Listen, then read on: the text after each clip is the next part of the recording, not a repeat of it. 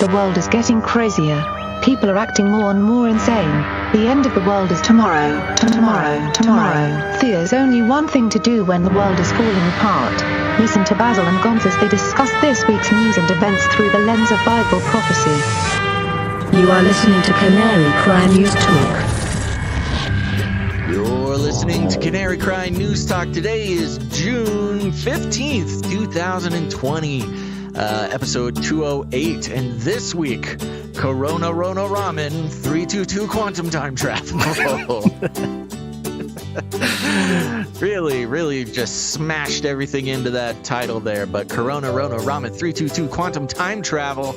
I don't know how else we could put it, Gonz. That just about sums it all up. By the way, my name's Basil. I think we're done with the show based on the title. Sums it up. I do want to say a quick happy birthday to my pops. Happy birthday, Pops. I think he's 68. Going strong. So it's getting up there. Very healthy, very vibrant. Yes. But yeah, happy birthday, Dad. He's ready to fight the looters. Yes. All the looters in my town. Have you ever seen your dad get into a fist fight before? No, I haven't. Me neither. Yeah, I haven't seen that. I had a buddy who was telling me a story about how he watched his dad get in a fist fight, and I was trying to think of just how strange that would be. I'm sure there's, if you're a kid of a MMA fighter or something, then you've seen a lot. Yeah, that would be exciting. Yeah. I don't know if I could handle that. But anyways, that's not what this show is about, Gonz. What was it? Last show was last Thursday, huh? So it's been a little bit longer since the last show than usual. Yes. More of the same, but we've got some very interesting things to dive into this episode. Anything exciting happen in the past 4 days that you just must tell everybody? No, nothing exciting. We should just get on with it. That makes it easy. Yeah. Well, yeah, and we do want to give a fair warning because it is Gonz's dad's birthday today. You're going to have to go to birthday dinner. So yes. I would say that this would be a short show, but really it's just going to be a regular, reasonably length show. Yeah, not one of these super extended shows that we've been doing recently. I think we've just been over-delivering with the amount of time we've been. Like we'll sit on and get on the live stream, look at the clock, and it's almost 3 hours, and we're going, it's crazy. This show used to be a half hour. Can you believe that? I know, 29 minutes. 29 minutes. We used to very purposefully keep it at 29 minutes. It was a different time, Gonz. A different time when half the country wasn't burning and everything else.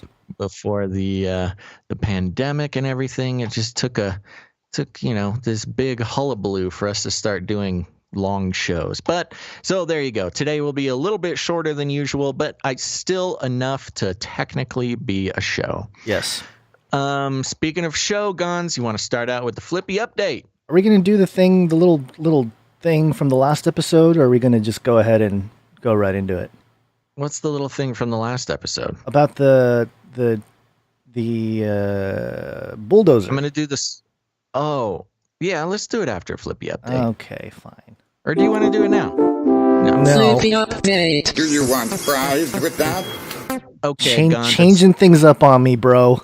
You know what? It's just so hard to start the show without the Flippy update. It really sets the tone. Okay. And today, now for those who don't know, if you're new to the show, Flippy is the name for the burger flipping robot that is quickly taking all of our jobs, enslaving our children, and flirting with our spouses. But we also use Flippy as the sort of the proxy conversation for how robots are weaseling their way into our lives in ways that we might not be expecting to be too dangerous, but sort of extending out that conversation to help protect us from the evils of Skynet. Now, Gonz, this one's from Reuters.com. Robot to safely swab for coronavirus developed by scientists in Denmark. I thought we were going to do this one during the corona section. I decided I wanted to do it now. It's just the better one. You throwing me off all over the place, man. Keeping you on your toes, man. Somebody's got to keep you on your toes. The article Okay. reads, Danish researchers have developed a fully automated robot that can take coronavirus swabs so that healthcare professionals are not exposed to the risk of infection. Researchers from Southern University of Denmark and Lifeline Robotics hope their prototype swab robot can soon be deployed to relieve health professionals of the potentially risky task of testing patients. When a patient presents an ID card, the robot prepares a sampling kit, performs the swab, and puts the sample in a container ready for testing, explains Theisius Rajith Savarimuthu, professor of robotics at SDU. I got to say, I think I did a pretty good job with that name. In a video, Savarimuthi tested the robot on himself. He positioned his face with his chin in a plastic frame, opened his mouth wide, and allowed a robotic arm to stick a swab into the back of his throat and rotate it. The robot, powered by artificial intelligence, why? Uses cameras to find the right part of the throat and is programmed to swab it gently. The developers explained, quote, you get exactly the same procedure repeated again and again, which will give better quality of the samples, Savarimuthi said. Quote, there's going to be a global demand, a global need for more testing, more automated testing to protect and shield those who are in the front line, said Chief Executive of Lifeline Robotics, Soren Stig. So, you know, this coronavirus testing, as we all know, as the president so poetically sort of explained to us, jams this little swab basically through your nose almost into your brain. Very uncomfortable from the reports that I've heard. Very easy to mess up and hurt somebody. But now, luckily, Guns, we don't need any pesky doctors, you know, practicing medicine on us. Now we can just have the robots do it. Yeah. And here's where I thought that this was potentially, deserves to be in the Flippy update. A, it's a nice little robot arm sticking things in your nose. Two, What's your mouth? you know, does it go in your mouth? Yeah. Okay. Been showing the video here. Yeah. The guy's got his mouth open and it goes in. Looks. I mean, you know, whatever, it's great, but also if you make the AI robot mad, it can just pierce your throat into your brain and into just the whole deal. With my record with robots, I don't know if I want. It just looks like a really bad idea, like a horror movie torture device is what it looks like. I know. Even the like camera feed that you get from it looks like a Saw movie. Yeah. Is terrifying. It's all but up close in your nose. It's literally Flippy, but instead of a spatula, it's a swab. They just repurposed the original Flippy. Yeah. But here's what I thought was interesting here. Roboticizing this process, I think they say it right there, you know, makes it more available. It's going to be more widespread. You're going to have these happening everywhere. And as we've discussed through Flippy, through Miso Robotics, who put a little terminal at the opening of the Cali Burger restaurant that would, you know, facially recognize you and take your temperature and register that you were there, that sort of thing, which is already sort of along the lines of, you know, being a little bit too invasive. You know, I don't know. I could see a world where there's just a little robot arm outside of every business, and you gotta let it stick something down your throat before you're allowed to go buy your cheeseburger, man. Yeah, not good. Somebody in the chat was mentioning that the U.S. was hit by a major DDoS attack today, and I just pulled it up, and certainly we should probably hit that article, but we'll do it after the second Flippy update here that you have. Eat real meat in the chat says Swabby. It's Swabby. I like it. Flippy's younger brother, Swabby. Yeah. You want to do this other original Flippy update or this other update? Let's do the other Flippy update real quick. Okay. Flippy update. Do you want fries with that? The other Flippy update, Gons, you mentioned last show that you were missing the other Flippy update, the one that connects a robotic arm to one's body to give you a third appendage. And lucky for you, here at techexplore.com. Actually, this article was given to us through a user in Canary Cry community, a great place to connect with other Canary Cry people just like you. And I think it was Gary, if I remember correctly. Let me look. Nope, it was Stand Up for Christ. Who sent us this. So thank you, Stand Up for Christ, over in Canary Cry community. Here we go. Let me open it up. Oh, no. What have I done? Here we go. A supernumerary robotic arm adds functionality for carrying out common tasks. Ooh. A team of researchers at Université de Sherbrooke, with assistance from a group at Exonetique Incorporated, has created a wearable supernumerary robotic arm that adds functionality for common human tasks. In their paper published in IEEE Spectrum, the group describes their robotic arm, its abilities, and their plans for expanding its functionality. They got a little video there, Gons, and I'll just explain it real quick. It's a little robotic arm that attaches to your butt, and somebody else can control it. And so you get a third appendage that you and a friend can do some chores together by having your friend control your little butt arm. Pretty impressive piece of machinery, but I don't know. We need one of these guns for all the controlling, the manual controlling that we have to do to do this broadcast. This would help. You set up an extra little mouse over there, then I can just control your third arm and help produce the show from your side. The butt bot, as somebody in the chat said. And it's so Flippy, funny. Swabby, Buddy. Buddy. It reminded me of a old South Park episode that may not be appropriate to play the whole thing, but I'll play a piece of it because it just reminded me, speaking of other people controlling the arm, in this particular episode, this is a very early episode of the show South Park. The aliens control a probe. My mom doesn't let me watch South Park. Okay, you're one of those kids. Yeah. Okay, I'll try to censor it, but here's the scene where Cartman realizes that he has a alien probe attached to part of his body. Yeah, this is early, isn't it? Yeah. I'm sick of it. It's completely amateur. You guys can't scare me. I know you're making it all up. Cartman, there's an 80-foot satellite dish sticking out of your... There we go. Whoa. That was close. That was close. Good catch, Gons. But yeah, there you go. Yeah, it looks like they took the idea right from South Park. Wow. There you go.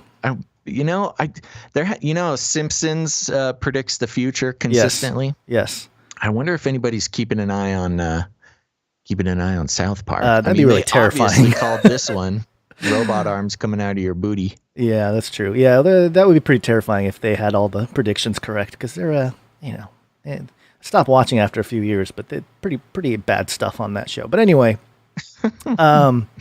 yeah, so great. Robot arm that comes out of your butt. There you go. Perfect. Flippy. A lot of Flippy updates today. It's doing the shows 3 times a week.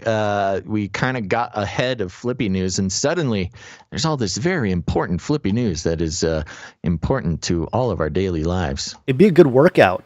You can tell on the video that the person that's got the arm strapped on them, they have to use a little bit of balance to try to control, because the arm just keeps moving around. Yeah, it's like a core workout. Yeah, it's a good core workout. I'm sure, yeah, okay. Anyway, for all you workout people out there trying to figure out how to work out. Blast your core. Blast your core with the robot. Okay, we have another quick update. Do you want to do this one? Sure. So we got an email. Our last episode was titled Chaz America Getting Crazy, and one of the stories, the reason why our what is it? The thumbnail for the show was a tractor or a big bulldozer, was because of the story about the Bible prophecy or Trump. What was it? I can't remember the name of the thing now. I'm trying to look for the article. The bulldozer Trump prophecy. Yeah. And we were. I think you had mentioned like, hey, what's the Bible verse based on this whole thing. Chapter and verse. I had just never heard the Trump bulldozer prophecy, so he wanted to know. Trump bulldozer I sort Bible of facetiously asked for chapter and verse, but this is great, man. We got producers all over the show, all over the world. You guys aren't just listeners, you're producers, and a good, God bless you, producer who actually put the legwork in on finding the Trump bulldozer prophecy for us. Yeah, and apparently it has to do with an old prophecy from 2012, or what's being labeled a prophecy. And this article here, God called Trump a bulldozer. Why? And we'll just play the clip here. Basically, a woman wrote a letter to this show that was on a few years ago in 2012, saying that that she had a dream or a vision. Was it a dream or a vision? Either way, a dream of a bulldozer blasting through the White House. Right, but it was in context to, hey, Washington was being taken over, the New World Order, Antichrist, one world government. It was here, but then he saw a bulldozer, or she, I think, saw a bulldozer, and this was the alleged prophet who was interpreting this dream here. Wow. Well, that dream, that particular dream is obviously a dream about the last days, so it tends to be more on the vision side of things, even though there's symbolism in it.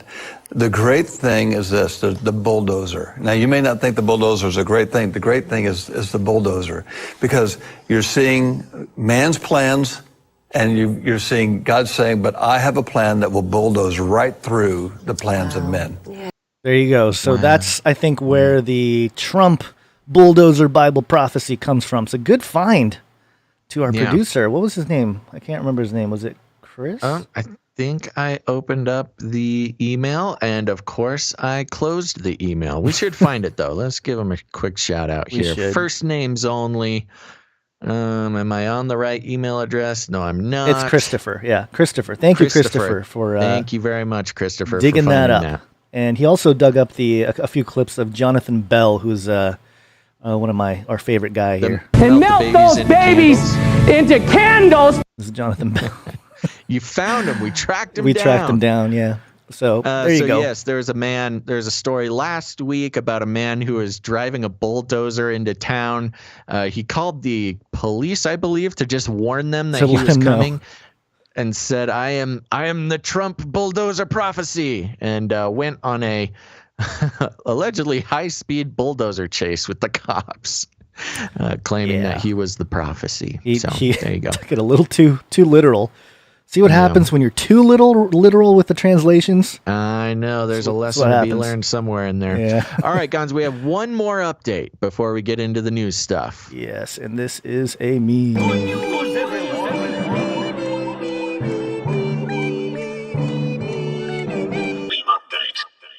This wasn't the update I was talking about, but yes, we can hit that one too.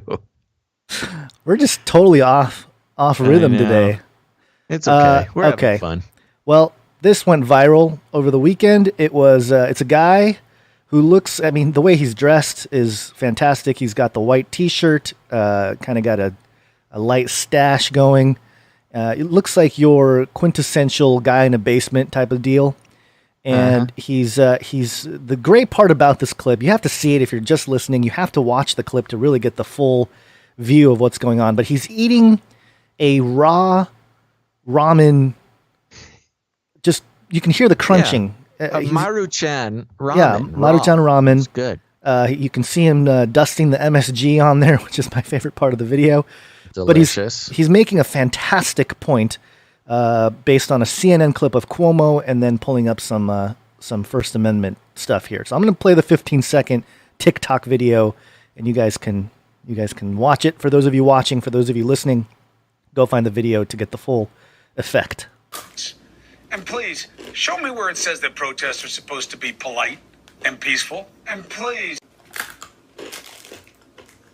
There's the First Amendment. You just gotta look it up. Mr. Cuomo. Come on, Mr. Cuomo. Come on, Cuomo. Now, Gons, did you ever eat raw ramen as a kid? No. Oh, that is blasphemy to my people. Part of my life was just eating raw ramen. No. Oh no. Gotta love that ASMR. He's doing it.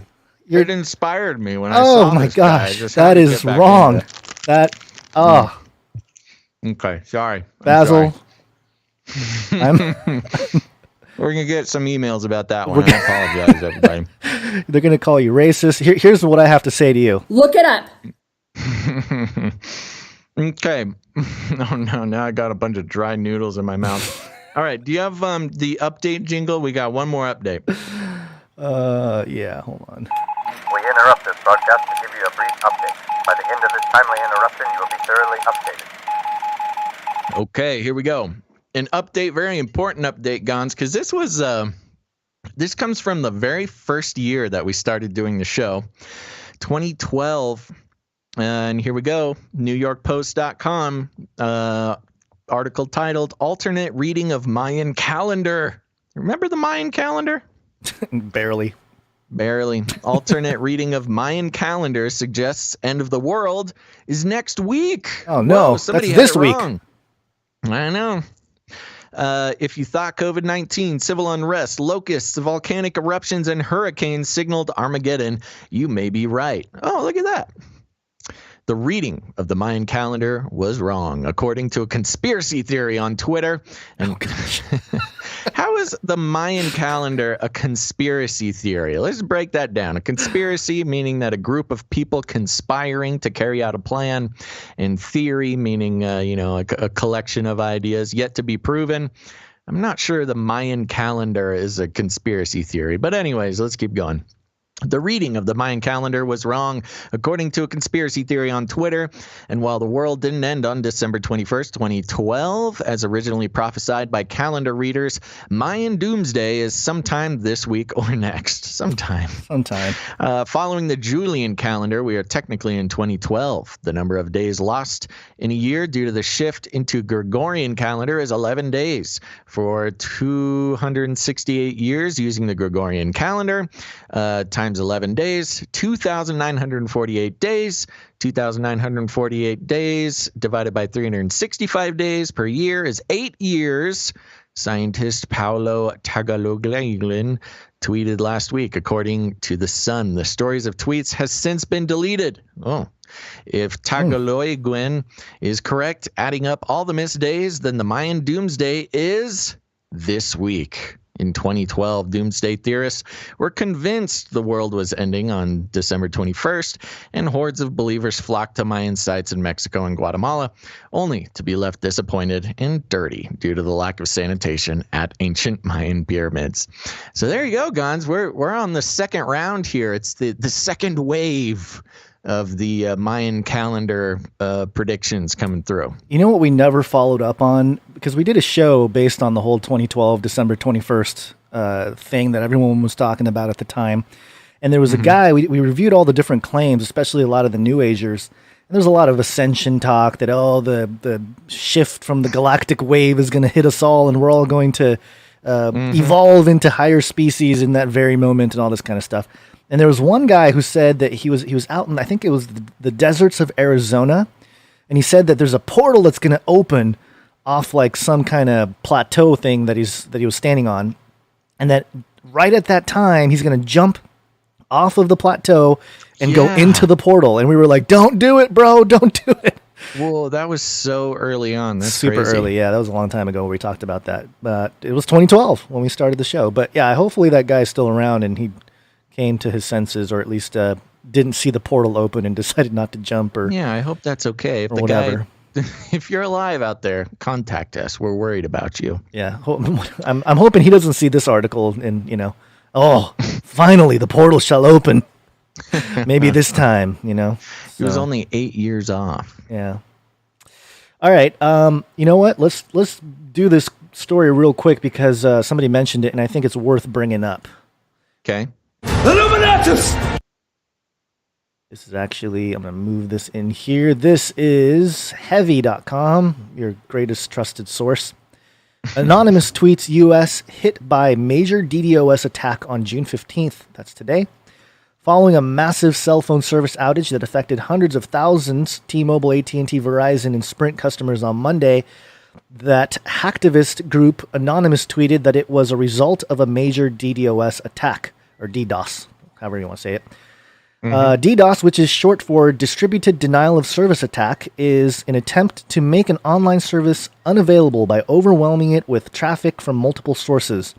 They target a wide variety of important resources, from banks to news websites, flooding it with too much information to operate, and forcing a major challenge to customers or people wanting to publish or access important information. Anonymous tweeted out a digital map that appeared to show the various types of attacks happening between America and the rest of the world on Monday. And there's a little tweet here. It's got all the lines coming from all over the world, all hitting the United States all at once. Anonymous tweeted, quote, "The source of the DDoS attack on the U.S. is currently unknown. We speculate it may be China, as the situation between South and North Korea is currently deteriorating." Oh, I thought it was Anonymous that was doing it. This is misleading. No, they just called it out. Malware Tech, however, refuted Anonymous's claim. They tweeted, "This site shows a random sample of global DDoS traffic badly plotted on a world map. It does not indicate an attack against the U.S. It lacks context to make any interference at all, other than DDoS attacks are happening all day, every day." That's the immediate thought that I had when I saw somebody mention it in the chat. That, hey, DDoS attacks on the U.S. and like just websites in general, that happens all day, every single day to like every single website ever. So, well, yeah, and that was part of the problem with the whole Russia hacking investigation was, they were so worried that they were claiming that there was a Russian probe, Russian hackers hacking into the DNC.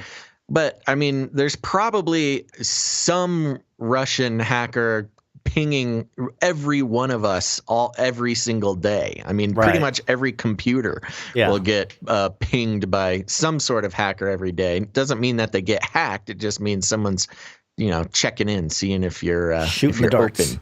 Yeah. So, I mean, I don't know how much more we should read of this quote. "Without knowing the exact destinations other than they're within the U.S., no conclusions can be made," Malware Tech tweeted. "The U.S. is the world leader in hosting. This could be a bunch of unrelated DDoS attacks against random U.S.-hosted websites. Maps like this are nothing but marketing eye candy." It wasn't just the major mobile networks that reported outages on Monday. Down detectors showed customers reporting with Twitch, Comcast, Facebook, and Instagram.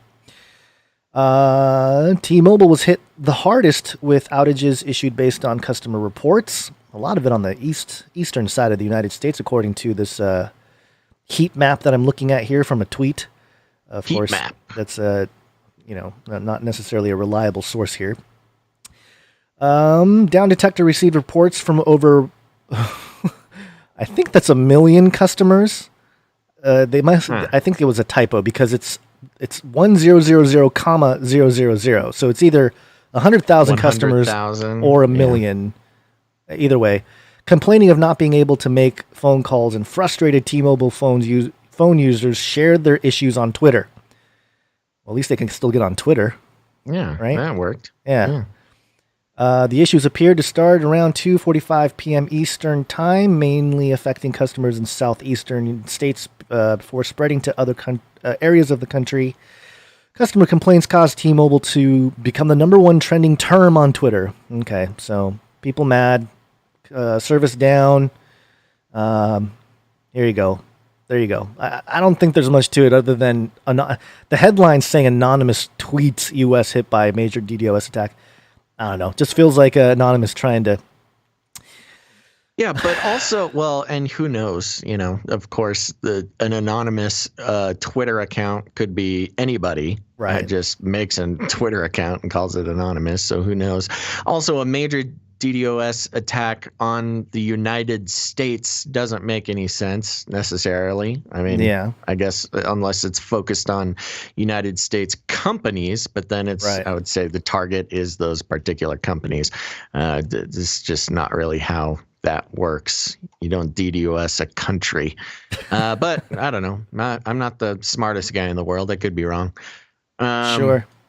But okay, sounds good. You want to hear about some race wars? The race wars. Race wars. Race war. I've warned you and warned you and warned you. Been warned. We've been warned. So, of course, protests and looting and rioting and damage has continued over the weekend. Here we are on finance.yahoo.com Wendy's restaurant set on fire in Atlanta after African-American man killed by police at drive-thru. Yikes, man, through the drive-thru. Come on. Well, let's look into it. The Wendy Co. restaurant in Atlanta, Georgia, which became the site of the killing of Rashard Brooks on Friday, was set on fire Saturday. What happened? Authorities in Atlanta have announced a $10,000 reward for information on the suspect who had started the fire. On Friday, the Wendy's restaurant became the site of a struggle between Brooks, 27, and two police officers who were sent to the restaurant after a call, complaining about a vehicle blocking the drive-thru. The car appeared to belong to Rashard Brooks, who fell asleep at the wheel of his car. When the police tried to arrest him, Brooks grabbed a taser from one of the officers and ran. The police chased and then killed him, reported the Atlanta Journal-Constitution, a local newspaper. The death of Brooks, Afro-American man. Is that a new term? Afro? Is it supposed to mean the same thing as African-American man? I don't know. I gotta learn. Yeah, I gotta learn what that means. Afro-American man. Maybe. At the hands of white police officers comes as Atlanta saw the third consecutive weekend of protests over George Floyd, an African-American man killed by white policemen on Memorial Day. Why it matters. A spokesperson for Atlanta Fire said that the conflagration could not be contained as it was not safe to get to the area when it first began, reported the Atlanta Journal-Constitution. Garrett Rolfe, the officer who fatally shot Brooks, has been terminated, while the second officer involved in the incident, Devin Bronson, has been put on administrative duty. Protesters took over Atlanta's busy downtown connector, forcing the shutdown of the roadway on Friday night. Georgia NAACP, a civil rights organization, demanded the termination of Atlanta Police Chief Erica Shields, who resigned on Saturday but will continue to remain employed by the city in an undetermined role. Rodney Bryant will act as the interim chief until a new appointment is made. Wendy's price action. And then, of course, because it's finance.yahoo, they got to give a little stock tip update, here. yeah. Wendy's shares traded 0.18% lower at $21.70 in after-hours session on Friday. The shares had closed the regular session 2 points higher at 21.74. So there you go. But yeah, I don't know. This is a weird one. This is the kind of thing we're going to be kind of running into more often now. And we're just going to be going from this article and assume that the reporting is correct. And if the reporting is correct, sounds like this guy, fell asleep for some reason in the drive-thru, and when confronted by cops, he took one of their tasers and ran, which, you just can't do that. You just can't take a weapon from a cop and run. Did you see some of the footage of this incident on your social media? I did not see it. I watched some of it and a couple different angles and stuff. And yeah, I mean, you don't always have to shoot the guy, but for sure he deserved some kind of aggressive action from the police. It's one thing to be pulled over for being drunk and driving, but it's another thing to avoid or resist arrest for one, but then also take the cop's taser and just just and asking for it. Chat. I have not seen the video. I don't know exactly what it looked at. I'm seeing people in the chat saying he actually aimed the taser at a cop. Yeah, it was you just bad. Can't do it, You man. can't do it. You dude. just can't do it. Even if you're an Afro-American. Which people in the chat are saying Afro is a hairstyle, not a skin color. But. Well, yeah, I don't know. I'm not. I'm not the authority on what that means. But Yahoo seems to think it's the correct way to refer to this man. The one thing that I noticed. Afro, who knows? Well, I think he kind of. I don't know. But anyway, the one thing that I noticed was, especially on the Twitters, people saying like, "Oh, they could rebuild the Wendy's, but a life is lost." And certainly that's a point because people are saying, "Oh, another Wendy's burning down" or whatever. The one thing that I thought was interesting, I hadn't really seen anybody mention it, but so here's some video footage for those of you watching of the Wendy's burning, and I don't know if you know this, or notice it, but it's in between the camera guy, the person holding the phone, and the Wendy's that's burning is a gas station. So, okay, have you seen Zoolander, Basil? Do you remember when that gas station blows up in Zoolander and all his buddies die? Yeah. I just don't think before you go. If you're making a point about, racial injustice or social injustice or whatever it is, and you're trying to make a point and you're trying to, you burn down a Wendy's, all right, fine, not even fine, but okay, I understand, I guess, the anger or whatever. Another black man shot by a cop, but don't do it in front of a gas station where it can blow up and kill like hundreds of, I don't know. To me, it's just situational awareness. Yeah, situational awareness. Don't burn down the one that's Look next to the gas station. Yes, for other threats when you're lighting your favorite restaurant on fire. What did the Wendy's do to deserve this? Well, I guess they called the cops. I guess somebody could say that. Well, yeah. That's what you get. Plus the, the whole, you can get into the whole GMO conversation, which is always kind of weird. The part of this isn't the interesting part of I don't know. You see all these different angles from people. What I've noticed is that, we're burning it down, but also because, hey, they deserve to be burnt down. They kept the poor people sick with their GMO foods and that kind of thing. So I've seen a lot of different sentiments on this. And so I don't know. I just think it's dumb to burn it down when it's next to a gas station. Like, you're not thinking. Okay. And I think they actually they caught video of a girl doing it, or at least a girl that was part of trying to light the Wendy's on fire. So it was a white girl too. So of course. Yeah. Of course. Yeah. Getting people all riled up based on was race. She a Wendy's plant? Was her name Wendy? that would make it extra interesting. That would make it very Thought Plickens. Yeah. Okay. All right. What else you got? Let's see. We have a Chaz update. Get in the zone. Capitol Hill Auto Zone. Chaz stinks.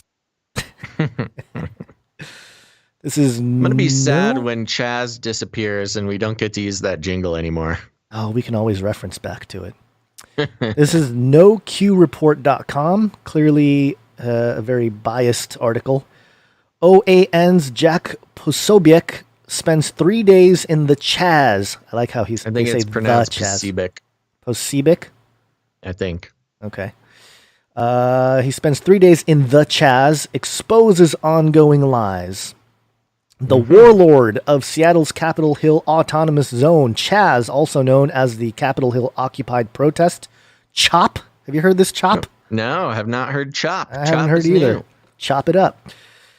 Knew he had someone filming his exploits Sunday night and early Monday morning. Raz Simone, the Seattle rapper whose gun-toting group of security officers combed the streets of the Chaz at night, kept seeing videos popping up on his phone of his team's activities. There was a field source that had infiltrated the Chaz who was sharing unflattering videos of the happenings in the anarcho-communist 6-block section of Seattle to One America News reporter Jack Posobiec. But the warlord couldn't identify who it was. As it turns out. Wow, they just keep calling him warlord. At least they parenthesized it the first time. Yeah, it was an interesting point when it was made the first time. There's a power vacuum due to no police, and then of course whoever's got the guns fills the power vacuum, and that's where the warlord moniker came out. And now it's sticking apparently. Right. As it turned out, it was Posebiec. I'm going to pronounce his name different every time. Himself. He and a fellow undercover journalist had been living in the Chaz since Friday, documenting everything mainstream media refuses to report. According to mainstream media, there are no armed security people patrolling the streets or shaking down anyone they believe gets out of line. Posobiec. No, it's Posebiec. Okay, Posobiec revealed there actually are such security measures that include armed Antifa members to go along with Simone's crew. According to mainstream media, the Chaz is more like a version of Coachella with live music and street art, a truly festive atmosphere. As Posebiec reported, this is mostly true during the day when mainstream media cameras are rolling. At night, it's completely different story. At night, it's completely different story. But at night, the narrative is difficult to capture because anyone with the camera out is instantly mobbed by people asking questions and attempting to block off filming. Like Democrats and mainstream media, many living in the Chaz do not want the truth getting out. So I'm assuming this is a far right, super right wing. Yeah. OAN. Horrible situations were revealed throughout the journalist's final night in Seattle. A break-in and attempted arson of a local business owner. An accused thief attacked and searched before being further assaulted. Rampant drug use. Unspeakable sanitation issues. Quote-unquote medics who shield assaults rather than treat the assaulted. These are just some of the things revealed by Posebik in his flurry of videos posted to Twitter and live streamed from Periscope. And there's some tweets showing some of his reporting there, and some people getting Raz chasing people down. And what else is there? Raz ordered the accused thief bag search. It's pretty intense. Yeah.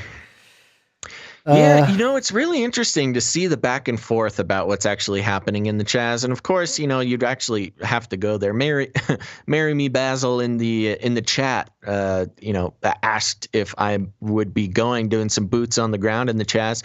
If I was closer, I probably would. I'd be down going checking it out. It sounds like it actually might be a little dangerous pulling out cameras and stuff there, so might have to be a little sneaky with my recording equipment. But I would consider going there. Seattle's just a little bit too far to make it an easy journey. But if somebody wants to buy the plane ticket, I might go check it out.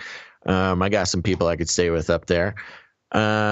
But, it's been really hard to fully suss out what's going on in the Chaz, which is actually part of the reason why I would be interested in going myself, because, I had some people send me some, boots on the ground. They weren't going there for me, but they went there to go check it out on their own and took some pictures. And they did kind of a satirical write-up about it, because they took a bunch of pictures, and then this person was making the case that it's not as dangerous or wild in there as the mainstream would have us think, or certain other right-leaning things. The big thing is that the mainstream wants it to sound dangerous because they want to keep the status quo. That's the biggest thing here. It's not a right versus left. It's a power struggle between the current status quo power system and all these alternatives popping up. But the long story short was, in this particular set of photos that was sent to me, it'd be like a picture of a child on a scooter with his mom or something, and what's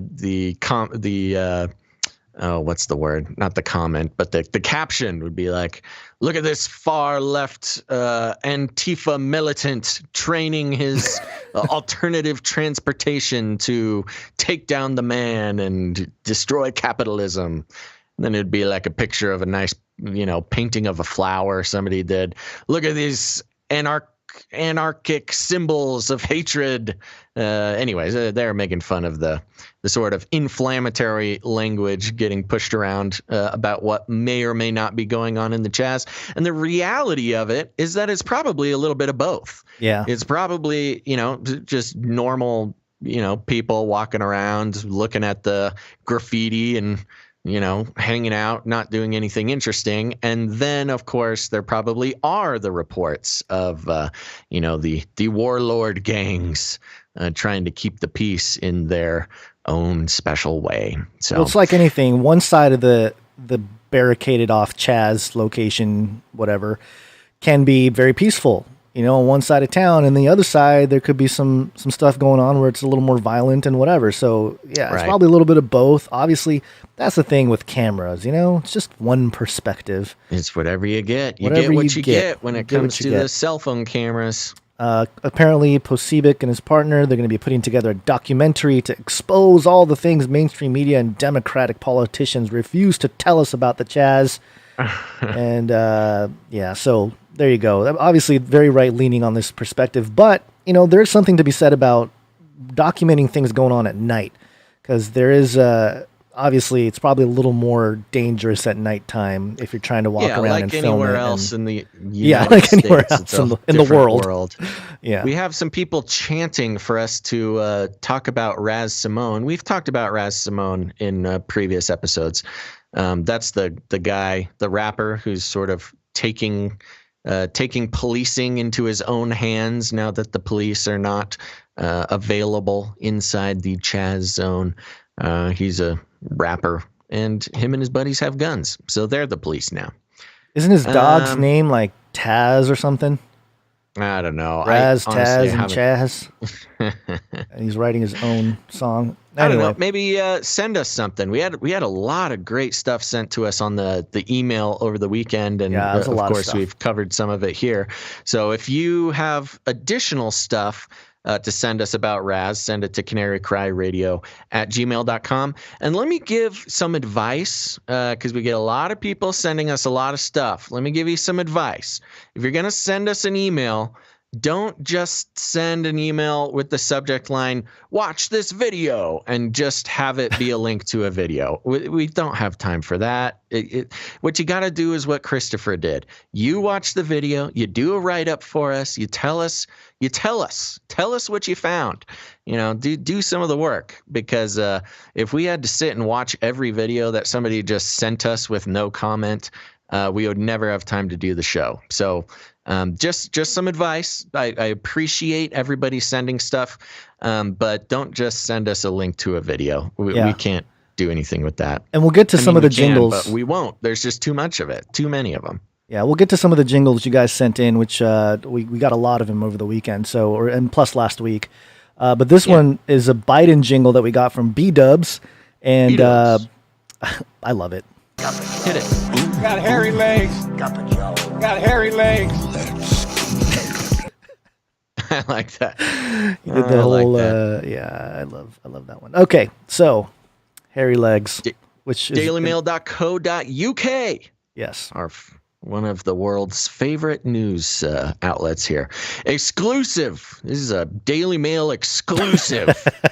Joe Biden's brother wriggles out of $1 million he owes to car crash victims' family by having just $29 in his bank account, despite life of luxury as a law firm's frontman. That's one thing I love about the Daily Mail. Their headlines are like a paragraph. It's a paragraph. It tells you the whole deal. They know people don't read articles. No, you know what's up. Just get that big long headline, you get it all. So here we go. We're talking about hairy legs Biden, and the article reads: Joe Biden's brother wriggled out of paying some of the $1 million in compensation he owes the family of a young father killed in a horrific car crash more than 20 years ago, after creditors found just $29.16 in his bank account. DailyMail.com can reveal.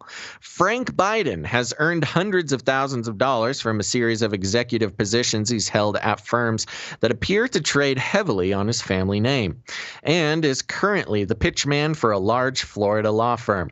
He also lives with partner Mindy in a smart $600,000 four-bed, four-bath house in a gated community overlooking a golf course in upmarket Atlantis, Florida, and the couple drive contrasting $40,000 black and white Range Rovers. But when attorney John F. Hader, representing the family of single dad Michael Albano, who died tragically in 1999, leaving two orphaned daughters behind, garnished Biden's Wells Fargo bank account in February, he found it almost empty. Sorry, gotta get into the cold read here. In February, Hader also placed a lien on Biden's white 2014 supercharged Range Rover. Biden, 66, hasn't paid a cent of the cash he owes the Albano family, despite him having defaulted on a lawsuit filed against him for the death. However, there's light at the end of the tunnel for the Albanos, as DailyMail.com can reveal that the businessman has finally made contact with the family's lawyer. It's the first time scofflaw Biden has made any contact with the Albanos, albeit through an attorney, having actively ignored repeated court orders and written requests to pay up over the past 20 years. A detailed DailyMail.com expose on February 6th revealing the full details of Biden's shocking secret did nothing to stir him. And lawyers for the Albano family served legal papers to 16 business associations of Biden at various companies he's linked to after registering the California case in Florida on November 19th last year. But not a single associate of his responded to the court's order, not even the Berman Law Group, which continues to feature Biden as a senior advisor to the firm on its website. Sources close to the case, however, say an attorney for Biden has finally reached out on his behalf after the businessman was served with the first interrogatories in aid of execution documents on April 15th. Then they've got some legal documents here. The court docs were the first step in compelling Biden to subject to a debtor's examination, which would drag him before the court to testify as to his full income and assets. Instead, it's understood Biden, who has seemingly been backed into a corner, now appears willing to discuss the repayment of the $1 million he owes. When DailyMail.com approached Frank about the case, he would only say, quote, "We're heading towards settlement. It's that simple." He refused to comment any further, directing any inquiries to brother Joe Biden's campaign. Weird. Why would he's directing other inquiries to his brother's campaign? That is strange. Okay. Very weird. Biden, the younger brother of presidential hopeful Joe, was found partially legally responsible for the death of Michael Albano on August 1999, but has never acknowledged his liability or paid any compensation, not even turning up for a single court hearing, meaning the case was a default judgment. Albano died when he was crossing the road on Highway 101 in Cardiff by the sea, beside Encinitas, California, when a high-powered Jaguar XK8 convertible rented by Biden hit him at as much as 80 miles per hour. The speed limit was 35 miles an hour. Biden, then 43, was riding shotgun when he shifted the 290 horsepower car into manual and told the driver, Jason Turton, 25, to punch it just before hitting Albano. Biden was allegedly heard saying, "Keep driving," and Turton fled the scene, telling police someone advised him to, while another passenger in the car said everyone was drinking. Biden fled California, leaving a trail of unpaid bills, and never even turned up in court when Albano's family sued him, according to the court documents. The orphaned daughters of Albano, Lorena and Nicole, pleaded more than a decade ago with the Democratic presidential frontrunner Joe Biden, then a senator, for help recovering the money from his brother, to no avail. He told them he had deep sympathy, but his brother was penniless. These days, Frank describes himself as a senior advisor to his brother's political action committee, and the businessman appears to have a finger in lots of different pies. Biden lives with partner Mindy Ward, 47, a former Hooters waitress who works at CHG Healthcare in Boca Raton. Ward was seen in January driving Biden's white Range Rover, which displayed a Biden President 2020 sticker on the rear window before being later removed. At the time, Biden was seen driving a black $40,000 2-liter Range Rover Evoque, which is registered in Ward's name. According to court papers in February, the Florida Department of Motor Vehicles was directed by the court to issue a new title for the high-end white Range Rover showing a lien, which means the vehicle can't be sold. For our story in February, Albano's family told Daily Mail that Biden must face justice after never offering so much as an apology during the last 20 years. Frank needs to pay for what he's done, the dead man's daughter Lorena told DailyMail.com. She was 17 when she lost her father, while her sister Nicole was 16.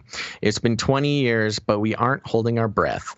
It's been draining emotionally and physically. We've never received a dime from Frank, let alone an apology. There isn't a day that goes by that I don't miss my father and think of what could have been.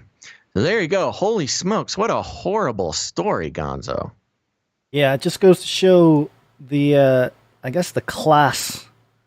You know, this is kind of a class thing going on. It's not so much a race thing, although people can pin it on race if they want to. I don't think that's really necessarily accurate. I don't think anybody was mentioning that. There's no mention, I guess. Well, not in the article, but I'm saying just in particular, just people that would look at this might think that. But also, because it's all tied to the Democratic Party, they're not going to really make it a big deal, I don't think.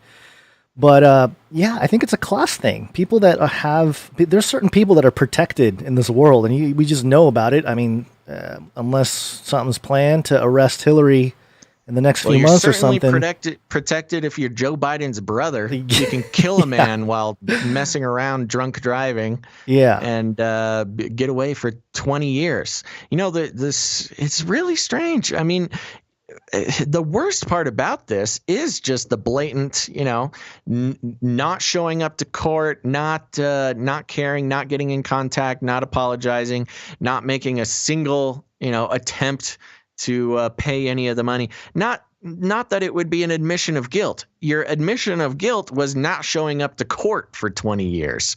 That's like, yeah. I mean, normally that's pretty bad in itself. Isn't there a warrant out for your arrest if you just miss a whole bunch of court dates? Oh yeah, no. Well, he fled the state. Yeah. It's crazy. This is, what's interesting about this though, to look at it in a deeper, wider scope of things here. This was almost assuredly dug up by some opposition research by Trump, or somebody had been holding on to this information, just waiting for the right moment, to spring it on someone. I mean, this happened 20 years ago, and this is the first I'm hearing about it. So, someone's been holding on to this just for the right moment when maybe Joe Biden would be running for president. Part of the interesting thing too is going into and looking at and garnishing Biden's Wells Fargo bank account. These people have. They have more than one bank account. I know. Well, that's the silly they thing. Have not just more in the United States. They probably have overseas accounts and stuff like that. So I don't know. Whoever the attorneys were for the family might be. I don't know what they're doing. They might be part of the whole setup there. Where like, oh, I don't know. We looked at his account. He's only got $30 in there. What do you want me to do? Yeah, well, it mentioned that they're going to be getting him involved in a debtor's investigation or something. I forget what the exact wording was. Yeah, there's a settlement in play or whatever. But yeah, so he's certainly not. No, they were talking about let me look for it. It's where he would have to go to court and prove all of his finances. Oh, where if he doesn't reveal alternative bank accounts during that court thing, now it's, I believe, a felony. In which case he'd be in much bigger trouble than just paying $1 million. Now, the interesting thing is here that this article says specifically that they reached out to actual Joe Biden to try to get help. Paying for this $1 million, which I don't think is enough. I don't think that seems like a pretty low number.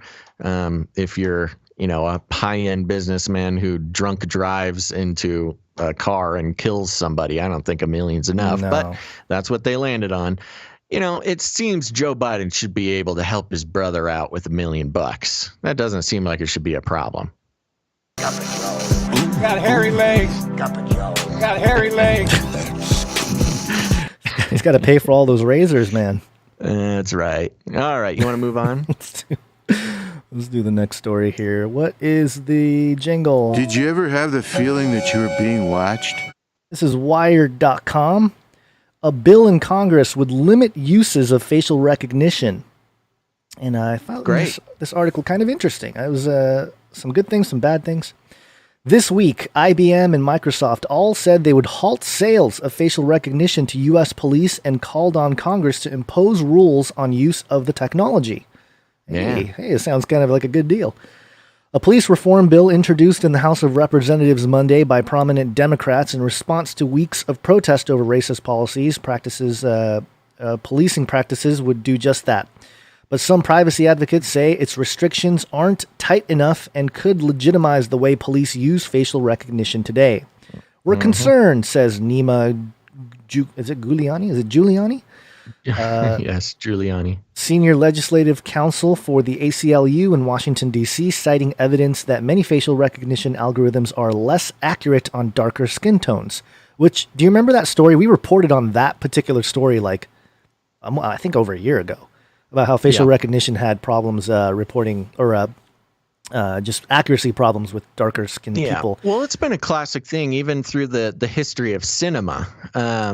Original Kodak film, was tuned for white faces. Black faces didn't show up very well on cameras for all of history.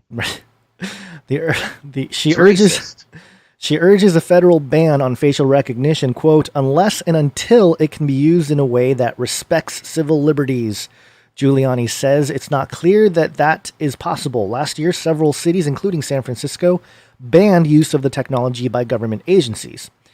The proposed Justice in Policing Act would, among other things, tighten the definition of police misconduct and ban chokeholds like the one that killed George Floyd in Minneapolis last month. Which, by the way, Joe Biden, hairy legs over there, tweeted out, "We need to ban chokeholds," which I thought was pretty good tweet. I also liked his. You know how we don't have as many police deaths, police shootings. We train the police to shoot them in the legs. Good idea, Joe Biden. You're really tuned in to the issues at hand. It is sponsored by Senators Cory Booker and Kamala Harris, and Representatives Karen Bass and Jared Nadler, all Democrats. A 5-page summary of the bill's main provisions doesn't mention that it includes what could become the first federal restrictions on facial recognition technology. None of those rules directly limit what a sheriff's office or city police department could do with facial recognition.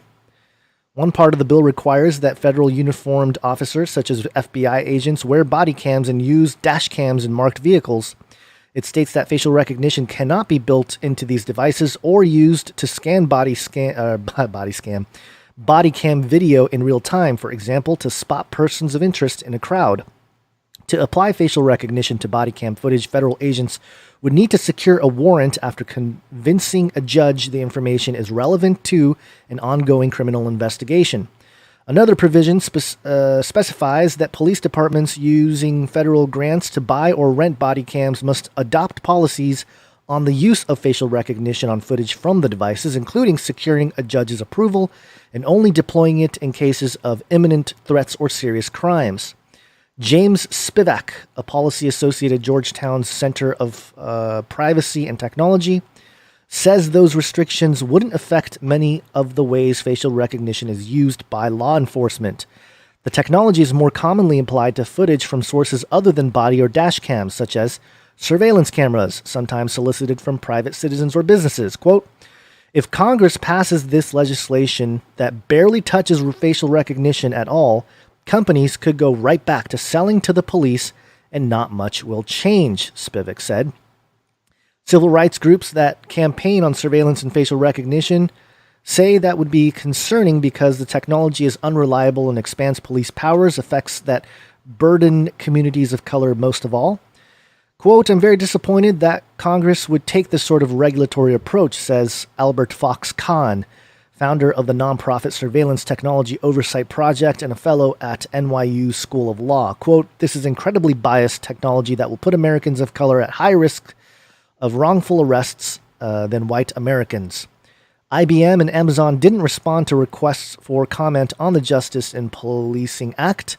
Microsoft declined to comment. IBM has halted sales of facial recognition permanently. Microsoft and Amazon both paused sales only to U.S. police until federal regulation is in place, with Amazon saying its hiatus will last 12 months. Yeah. That's not long enough. No, not long enough at all.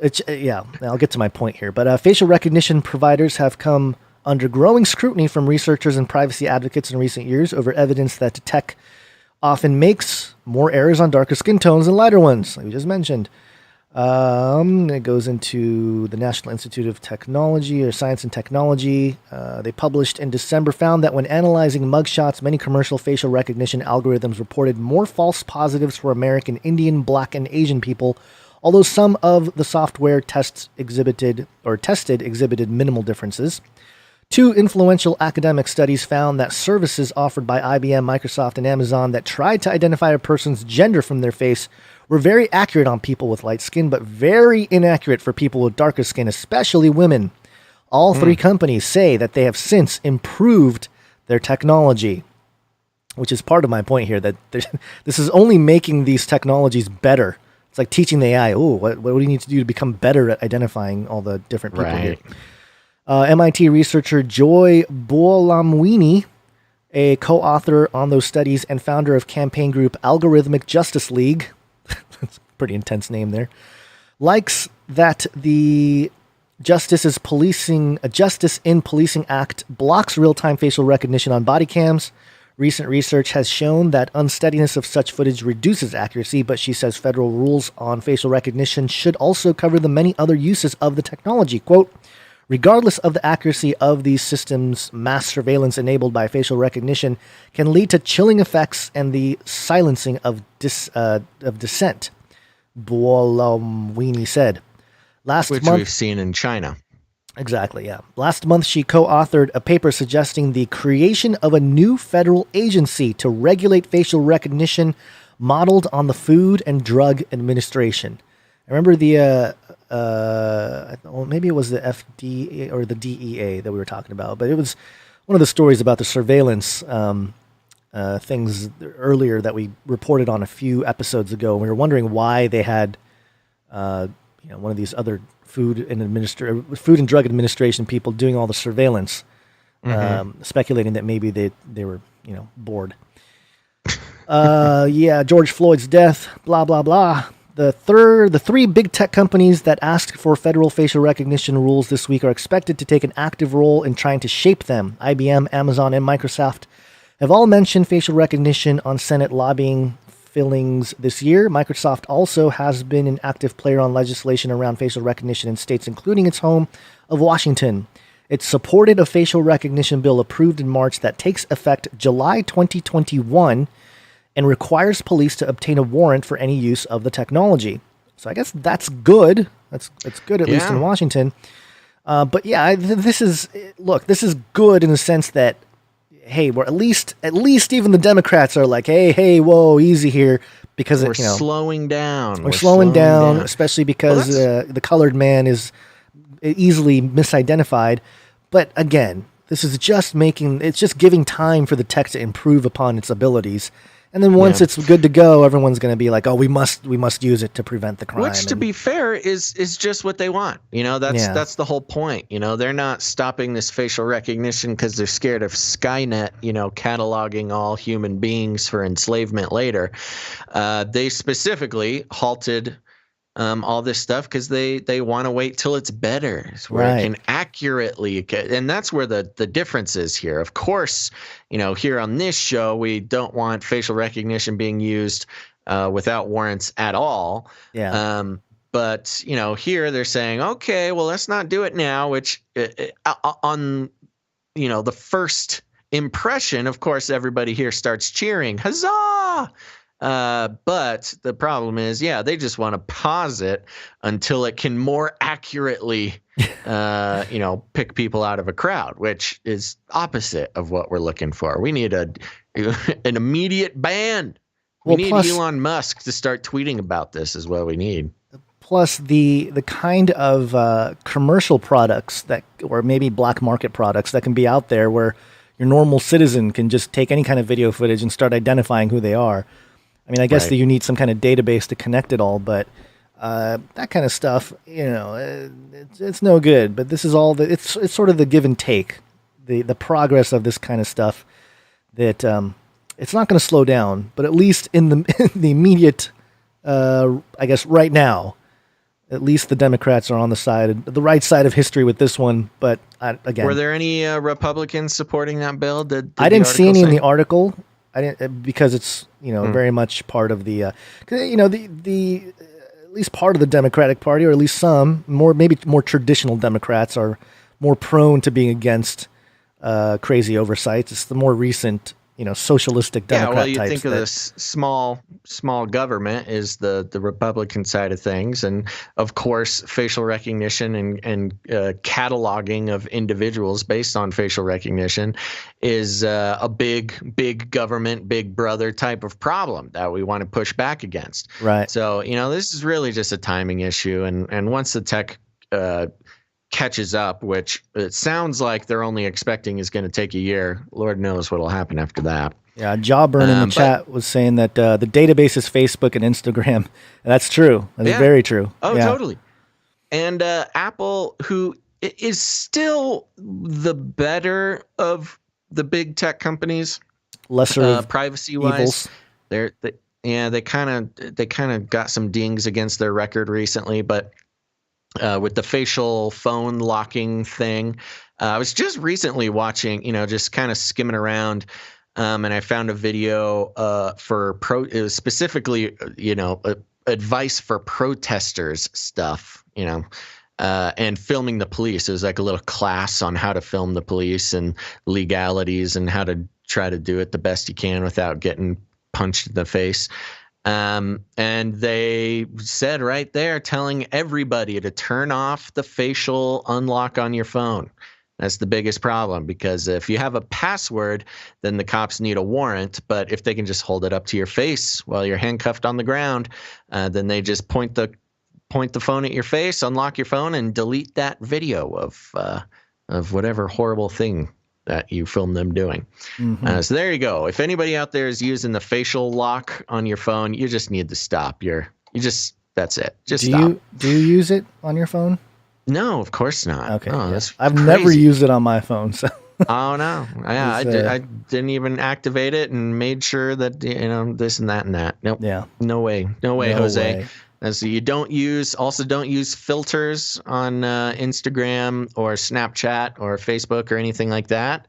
That also takes a facial scan, and some companies claim they don't store it, but there's a lot of sort of legal loopholes to allow you to say that while you are still doing it. So just don't use it. Don't worry about it. Don't bother. Yep. Okay, let's keep moving. We got one more story before a quick break here.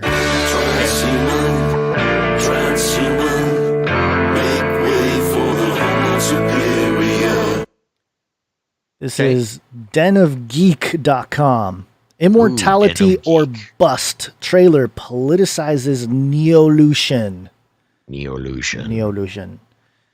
The many clones Tatiana Maslany played on Orphan Black banded together to fight Neolution. And this, did I skip a part? No, okay, that's where the article starts. Interesting. And this was when it mainly was a belief for people who'd undergone technological enhancements like Tails. The Immortality or Bust trailer follows the man who invented volcano surfing as he rides a transhuman wave to Washington. On the $6 million man, Lee Majors astronaut Steve Austin was rebuilt into the world's first bionic man. Government scientists made him better, stronger, faster through biotechnical enhancements. The man at the center of Immortality or Bust wants to take that one step further. Quote, "Do you want to live forever and become a cyborg?" asks the official website, which should cue me for my cyborg jingle that I don't have ready, but here it is. Are you ready to become cyborg? In the last presidential election, one man embarked on an impossible expedition to defeat aging and forever change the human being through science. Running for president as the Transhumanist Party nominee, Zoltan Istvan took his message to biohacking labs, cryopreservation facilities, transhumanist churches, and ultimately Washington, D.C. And, of course, we've tracked Zoltan for years here, many years, on all the things that he's been up to, and the Immortality bus that he jumped on and rode across America. And we're going to play the trailer for you here. It's a couple minutes long just to get an idea of what this whole documentary, 77-minute documentary is all about. When he was 21, he sailed across the planet in a boat. He took 500 books with him. He's credited with inventing volcano surfing. Zoltan Istvan, he's running for president in 2016. A typical transhumanist is somebody who has an interest in using science and technology to radically enhance themselves. You know, it's like a port. More body modification than anything. So when I present my tag to the car, it unlocks the door. Another reader to start my car. This goes right onto my skull. Biohacking definitely is a hidden world. This has been part of the problem with transhumanism is how do we spread transhumanism without doing something very provocative, what you probably really can't. The plan is to drive this sarcophagus on wheels to Washington, D.C. You want to run for president? It's like, yeah. Don't you think it's brilliant? I am trying to essentially use my political platform as an agenda to push for transhumanism. I saw this as a kind of science fiction, really. I didn't come to die. I came to stay. I mean, Americans just hate science so much. I'm not sure about this eternity thing. America's gonna just grab a rifle and tell you to go back to wherever you came from. A person who's a transhumanist wishes for extremely long life. It does not help the spirit of evolution. To enable human beings to bypass nature. We don't really believe in that word natural. You're a politician, you have to sell people hope. The public is right, but the government is wrong. You have to somehow tie this into the greatness of America. I mean, we spend 20% of the federal budget basically on making bombs and defense and things like that, and just less than 2% on science and medical research. Given today's level of technology, there's nothing more I can do for this person. My father has had 4 heart attacks. He can't survive heart surgery anymore. The younger we die, the better our species becomes. Technology will make it so our lives are healthier, better, and safer. There you go. Immortality defeat aging. or bust. Sorry, I stepped on them Yikes. saying defeat aging. So there you go. That's the trailer. And it says here that it won the Breakout Award at the 2019 Raw Science Film Festival. And it's going to be available on... Well, let's see. Where is it? I don't have the specific. It's got a little bit more on this article here, but it features libertarian Gary Johnson, cryptocurrency expert John McAfee, futurist Jack Fresco, and comedian Jimmy Dore. And some are not supportive of the political movement, like conspiracy theorist Alex Jones. Oh, that guy. He's hey the Jay, only... get on the eternity train. Yeah, come on, AJ. He's the only known presidential candidate to be questioned by the Underground Collective. Ooh. Denim Geek. So there you go. I believe it's going to be available to watch here. I was trying to find where, but it's one of those documentaries to maybe check out if you're into the research to see what it was like for Zoltan to get in his 38-foot coffin-shaped bus across the United States there. And again, He is one of the politicians that has a microchip already in his hand. So... there you go. Fancy lad. Yeah, and the reason Zoltan the fancy lad. The fancy lad. And the reason why we track transhumanism, and I've personally tracked transhumanism for years, is because of that immortality aspect of it. And especially being a Christian or believer, a follower of Jesus Christ, it's like, what are you trying to... I mean, you're trying to basically do what Christ gave us through his work on the cross. So, I mean, it's a very direct attack on God and on Jesus in particular. So I just think it's a very fascinating topic that I think Christians need to pay attention to this. And I've talked to people that are just, I guess you can call them normies. Right, Basil? You like to call them normies, which, by the way, I looked up the origin of normies. That's what they are. Stay away from normies. Stay away from normies. I got another normie one, too. Normies. You said you looked up the history origin of normies? Yeah, the origin of the word normies. It's from like an 86. I can't remember the exact. I got to look it up again. But it was basically from some movie in the 80s or something. Mm-hmm. And yeah, it's got these puppets that come out of their cage thing, but they get lectured that if you're gonna be out of the cage there, then you gotta be against you can't run into the normies or whatever. We'll get into more of it later. So eloquent, such an eloquent. I'm sorry, it was Gonzo. Put me on the spot there. No worries. I thought you just had it. No, I don't have it. Yeah, I don't have it loaded in. Right. But we'll save that for another show then. Yeah. But basically, I've talked to people that are believers, even more recently, and I just bringing up the concept of transhumanism. Their whole thing was like, well, they're never going to get it, so what's the point? And it's like, well, they're going to keep trying, and the more people start to really want this, the more you have, number one, you have an opportunity to preach the gospel on one hand. It's like, hey, what you're looking for has already been solved. But on the other hand, it's like, it's going to get weirder and weirder, and people are going to become less human. And that's the whole, eschatological prophetic aspect of this whole thing. So I don't know. Yeah. And I think it's a big question. It's a big question for everybody. I mean, we, of course we come at it from the sort of Christ centered perspective, but it's not just a Christian issue. I mean, that's a human being issue that these questions need to be asked. Right. I think there is, and we might be guilty of sort of leaning into this paradigm a little bit, but it's not just technocrats versus Christians or something. You know what I mean? There's certainly a lot of secular reasons as well to not give into the temptation of artificially elongated, unnaturally elongated life. And it's a complicated conversation that we've been having for years, so we can't cover all the bases right now, right here, but Well, I think part of what you're saying there in terms of the secular view is definitely true. But what's interesting about that point is that it actually proves the Bible true in that, like in a roundabout way. But even the normal secularist saying like, hey, maybe this is wrong, or maybe death is wrong, all of it proves the biblical worldview, which is what's fascinating to me, is that we're coming to this place where we're having this religious, spiritual conversation based on where technology has taken us. And that's really the thing here that I find fascinating about the whole thing. And obviously the prophecies that really sort of suggest that this type of thing is going to be in play as we near the return of Christ, because it says in Matthew 24 that if he doesn't come back, all flesh would be destroyed. What does that mean? What do you mean, Jesus, all flesh would be destroyed? I think he means all flesh would be destroyed. So there you go. Time for break? Okay, quick break. It's break time!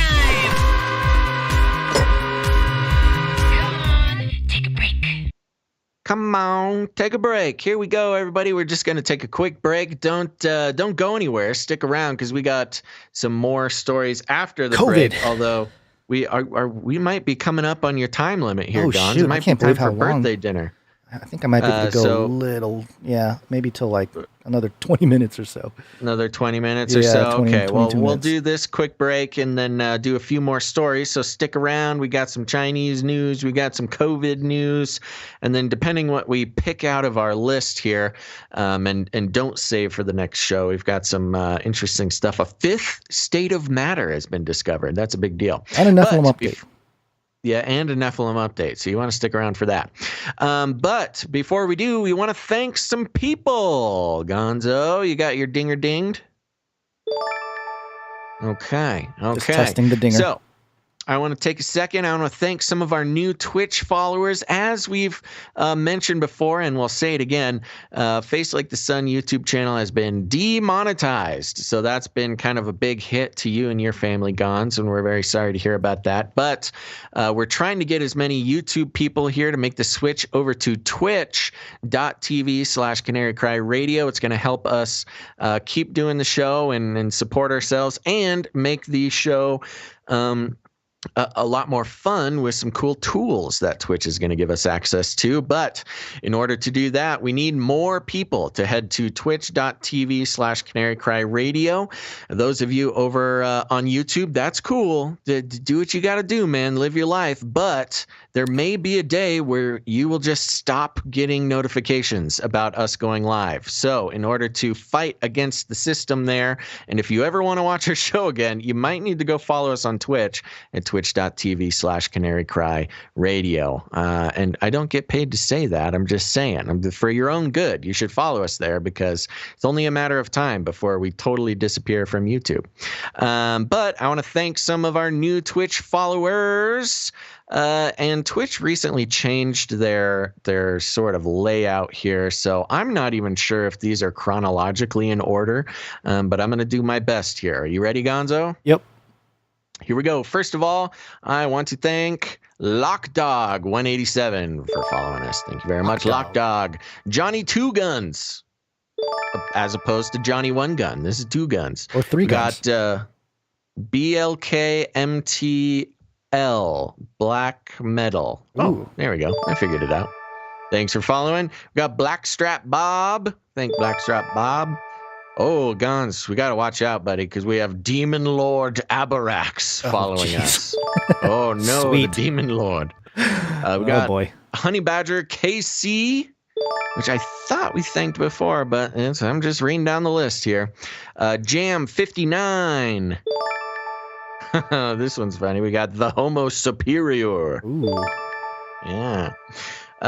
Jane, stay sane. Jane, stay sane. Thank you very much for the follow. Tune. Yeah, we got Too Cool for Mind Control. We got Sons of 2020. Nick Pierce. Thanks for the follow, Nick Pierce. Thanks, Nick. We got Yahweh Is, or YHWHIS. So Yahweh His. Yahweh Is. Thank you. We got Awesome Vito. We got Get Saved Now. And we already did call this person out, but I just like the name so much. Thank you, Fact Checker Bot. Love having you here, Fact Checker Bot. We need somebody keeping an eye on us. And if you are new to the Twitch, just say so in the chat, because right now I do not trust this list. So if you're new and I did not call you out, put it in the chat and I'll give you a shout out now. So thank you very much. Those who follow us on Twitch, very special. It makes us feel all warm and fuzzy, and you are helping us out quite a bit. Guns, I think you want to should we do the Patreon stuff now so we don't have to take another break later? Just sure. Get it all done. Okay, let's do it. Now, here's the thing, folks. We run on what's called the value for value model. You'll notice we don't run advertisements. That's because a long time ago we decided that we don't like the idea of gaining your trust, gaining your attention, and then turning around behind your back and selling that trust to corporations for our own personal gain. So we do not do that, probably against our accountant's better judgment, but it gives the opportunity for you, the listeners, to not just be passive listeners, but to also become producers of the show. And that's how we work here. That's how I think that's how media is going to go. You know, you can't trust people who are advertising, because now they can't say things that they probably would say, because now they might lose their advertisers. This show can be what it is because of people like you becoming producers of the show. And I got some new producers here who have joined the team over on patreon.com/CCNT for Canary Cry News Talk. Patreon.com/CCNT. Guns, are you ready? Ready. Okay. We've had an upgraded producership from This Intangible Existence. Thank you very much. We have a new producer named Word Sword. Ooh, the Word Sword. Love it. Let's see. Ooh, we lost a producer. That's sad. Somebody needs to help us with that one. But we got a new producer named Jimmy. Thanks, Jimmy. Thank you very much, Jimmy. And I believe that is all the new producers over on patreon.com/CCNT. But we also have patreon.com/Canary Cry Radio. Do you have that pulled up? I do. Right now? Okay. Who do we got? Who's new? We have Zuzim Slayer. Zuzim Slayer. Thank you very much. Coming in big, too. Got big you. time support there. So appreciate that.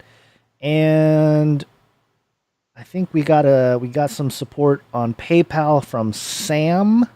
Thank you very much, Sam. Thank you, Sam. And a bunch of recurring ones that we will forego at the moment. Are they new? I don't think there's any new ones. I can't tell. You got to check the email account for new ones. Well, sometimes it just, well, actually here, I think this one's new here. Joseph's a new one here. Joseph. Thank you very much, Joseph. And I think that's it for the created ones here. Okay, wonderful. Thank you guys so much. Those are the new producers of the show. Give them a round of applause. And if you see them in the chat, say thank you. And you too, this is a value for value model. So if you've listened to this show, if you've listened to 1 or 10 or 100 episodes, if you get value from this show, if you keep coming back, it's your turn to join the team and help produce the show by helping out financially. It's the only way we're able to keep going. And now that YouTube has demonetized Gonza's channel, that's a big problem for him. So you can help pick up the slack. He's got a new baby coming, folks. Baby boy. Brand new son. Brand new baby boy coming down the pipeline. Crazy. So, Weird. So there you go. You can help support the family and the kids and the cats and keep the show going by joining the team. So thank you very much. Now, there's other ways of supporting the show if the financial route is just not available to you. There's a lot of ways to do it. One is you can create jingles. A lot of our jingles now are created by listeners. If you're a creative person and have access to some sound editing software or something like that, and you want to create some jingles for us, based on the show or referencing a topic or, a tagline or something we say on the show. You know what I like about the jingle producers, Gons, is really to be to do a good job with the jingle. You gotta feel it. You gotta have a good idea of what the show is like. You gotta have listened for a while. You know where it might pop into a show. It's got to be about 5 seconds or less. A good beat helps. Also helps not to have any copywritten music, or else that will cause troubles with us. So there you go. And if you're out there, you want to do something, send it in. We had a few come in today. We got Joe Biden's hairy legs. That was a good one. Yep. What I got a few here. We got one from Magoo, and this is a food jingle that we can use. I'm hungry. My tummy is rumbling. I'm hungry. Okay. Yeah. A little long. We could cut it down, but still good. That's the guy who's left so many voice messages for the Joyspiracy theory, which I've learned to love. Him leaving those messages kind of weirded me out at first, but now I can't help but love his little thing. So very good. We talk about food related stories sometimes, so you might hear that one pop up, folks. That's a good one. We also got one from. He goes by XX Ghost Realm 108XX. Oh, yeah. I remember Ghost Realm. And he actually took a clip from Derek Gilbert, good friend of the show.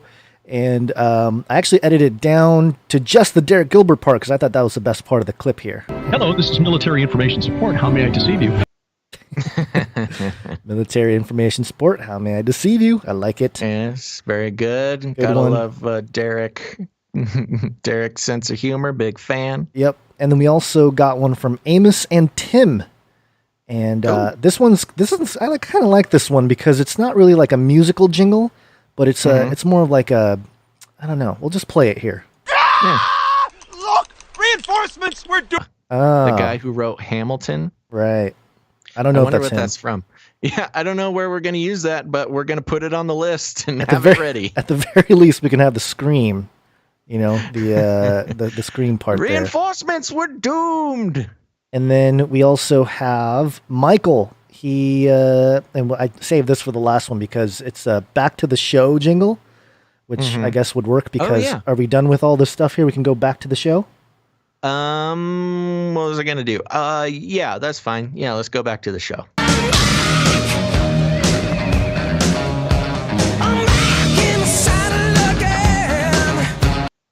We're back in the saddle again. I'm a little bit afraid of getting a copyright strike for that, but we'll have to be careful. Well, we'll be careful. All right, so back with the show. Whoopsies, I lost our notes. Let me get back to the notes. Here we go. Okay, you want to? We're doing COVID. Doing some COVID, Gons. You want to open this up for us? Let's do it. COVID.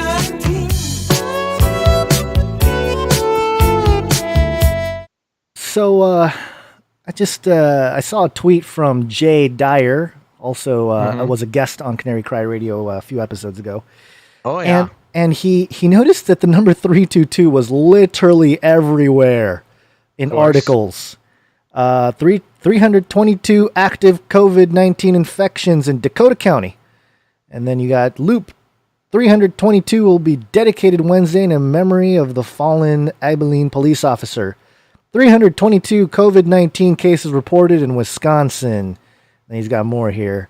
322. 322 cases. 17 new COVID-19 deaths reported in Mississippi. What else here? 322 deaths. COVID-19 in Oklahoma. 322 new Kentucky COVID-19 cases. 9 new deaths. 322. This is back from May, and I just Googled 322 COVID just to check it out, and I think some of the same ones pulled up. But yeah, Wisconsin, 322 new COVID cases. Lockdown, Lincolnshire, 322 coronavirus cases. Oh, interesting. They're all related to corona. In the Sarja municipality. Scott in chat, wherever Scott's at, says it's 3:22 o'clock right now. Oh, depending on where you are. That would not make where sense. we Looking are. at my clock, it's 3:22 somewhere, baby. Well, give it another minute, and it will be in certain places here, maybe in Hawaii or something, as we record this. But yeah, Camden County, 322 more COVID cases. Coronavirus death rises to 322. I mean, it is really, really bizarre the number of times the number 322 comes up. And and skeptics would say, well, of course 322 comes up because there's, if you're counting to 1,000, you're going to get to 322 somewhere. A clock is right. The point is, why would so many reports specifically report the number 322? Why don't they wait until why don't they do it at 300? Why don't they round it? 400. Yeah, why don't they round it to 3, whatever? So the fact that they're reporting specifically 322 is a clue. And Gons, you're going to need to talk a little bit about 322 because it looks like some people are not catching it. Yeah, if you're part of the Skull and Bones secret society organization over there at Yale University, 322 is a very important number. It's on there. If you look at the, let's pull up the episode art here because I think you used it in the background there. Good point. Yeah. Also, it's being mentioned that 322 was the original Dragon launch time.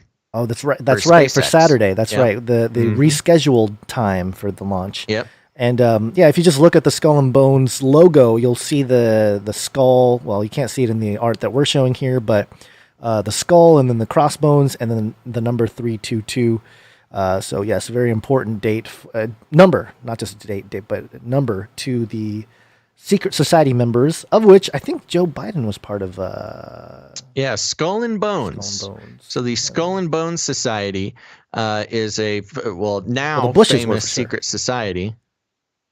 Sorry, the Bush family dynasty were all part of Skull and Bones, as was John Kerry.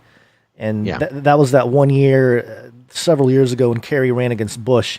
And somebody asked, I think it was Kerry, or maybe it was Bush, about what about you guys both being Skull and Bones? And I think it was Bush Jr. He's like, we don't talk about it, or whatever he said. I got to find the clip somewhere. Right. It was pretty funny. He's a lot of politicians and whatnot. A deeper, I do not, I'm assuming you don't, since I don't see it in the notes, you don't have a deeper dive into the meaning of 322 and things like that. Not in front of me at the moment, but there's plenty of research out there. Just Google some of that stuff, and you'll find videos and articles that have written about it. There you go. It's a prompt for you to go down your own rabbit holes. I like to think that's a valuable service that we provide. Gons is providing relevant and valuable prompts on what to research and which rabbit holes to go down, because it can get a little squirrely left on your own. Look it up. Look it up. Oh, I forgot about that one. All right, moving on, Gons. Yes, we got another COVID. Okay. COVID.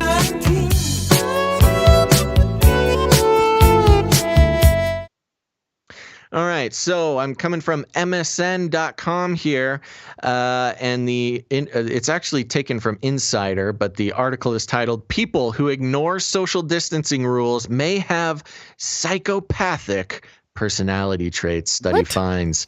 So we got to demonize the non-mask wearers, Gons. You got to show your virtue and demonize those who don't. Oh, because those who don't comply, social distance, are non-compliant and psychopathic. Gosh. The article reads, if reports of people licking toilet seats, and now this came out 6 days ago, so a little older, but I think it's still in our purview here. If reports of people licking toilet seats and intentionally spitting on others during the coronavirus pandemic left you astounded, a new study on the psychology of pandemic behaviors could answer your questions about what motivated their behaviors. The study, a peer-reviewed preprint that will soon be published in the journal Social Psychology and Personality Science, asked 502 people to answer questions online about how often they followed coronavirus pandemic health guidelines, if they plan to follow guidelines going forward, and what they'd do if they were diagnosed with COVID-19, the disease caused by the novel coronavirus. The researchers also asked personality-related questions to determine where survey participants fell on scales for conscientiousness, cooperativeness, neuroticism, tendency to take risks, meanness, and lack of restraint. How mean are you, Participants Basil? answered questions in a manner that suggested they had low levels of neuroticism, tendency to take risks, meanness, and lack of restraint. They were more likely to follow social distancing guidelines. But if they scored high in these traits, they were less likely to follow guidelines. Study author Pavel Blogov said these traits are also common psychopathic traits. Quote, I knew that traits from the so-called dark triad, narcissism, Machiavellianism, and psychopathy, as well as traits subsumed within psychopathy, are linked to health risk behavior and health problems, and I expected them to be implicated in health behaviors during the pandemic, Blogov told SciPost. Indeed, his study suggested a small correlation between psychopathic traits and disregard for pandemic public health policies does exist. People who admitted to ignoring health guidelines may be doing so deliberately. No kidding. Blogov said the majority of survey participants said they followed coronavirus health guidelines, but those who didn't follow guidelines answered the survey questions in a manner that suggested they knowingly and purposefully ignored the safety of advice. Again, okay, it's good. Science. MSN. For example, study participants who scored high on traits like meanness and lack of restraint also said they didn't follow social distancing and hygiene practices like hand washing. Blogov said these findings are concerning from a public health perspective. Quote, one potential implication from this research is that there may be a minority of people with particular personality styles on the narcissism and psychopathy spectrum that have a disproportionate impact on the pandemic by failing to protect themselves and others, he said. Of course, the study had some limitations. The study sample only contained U.S. adults, so the findings don't represent the entire population's beliefs and underlying psychology about pandemic safety practices. The self-reported nature of the survey could have also skewed results, though Blogov said it was conducted in March when the pandemic was just ramping up and may have therefore eliminated some social biases surrounding safety behaviors. Additionally, Blogov said his study only showed a small correlation between personality traits and pandemic-related behaviors, and it's likely people who don't have psychopathic traits are also ignoring health guidelines. The results do not mean that viral disease is spread only by irresponsible or inconsiderate people, Blogov said. So there you go. If you're not social distancing, you're a psychopath. Now, this does draw an unfortunate correlation for the establishment to, all those people not following social distancing while protesting and rioting and looting. So are those people all psychopaths? I don't know, man. Not a huge sample size to go with a full headline like this. But also, meanness? How do you measure meanness? Like, what do you mean meanness? Sure. Like, oh, you answered a question a certain way. Like, oh, you must be mean, which means you're a psychopath. I actually did some research on that stuff a long time ago. They have some very interesting categories that they use for this type of research. And it's not, people are kind of used to, what are they, personality tests and things like that. Right. But it's more subtle, right? It's like more... Anyway, go on. Sorry. Yeah, they have like their own sort of philosophical definitions, their own clinical definitions to them. Right. Because he refers to something called the dark triad. Yeah. Which is narcissism, Machiavellianism, which is just kind of a fancy hoity-toity way to say manipulativeness, right? And psychopathy. I thought it was the Chinese gang dark triad. What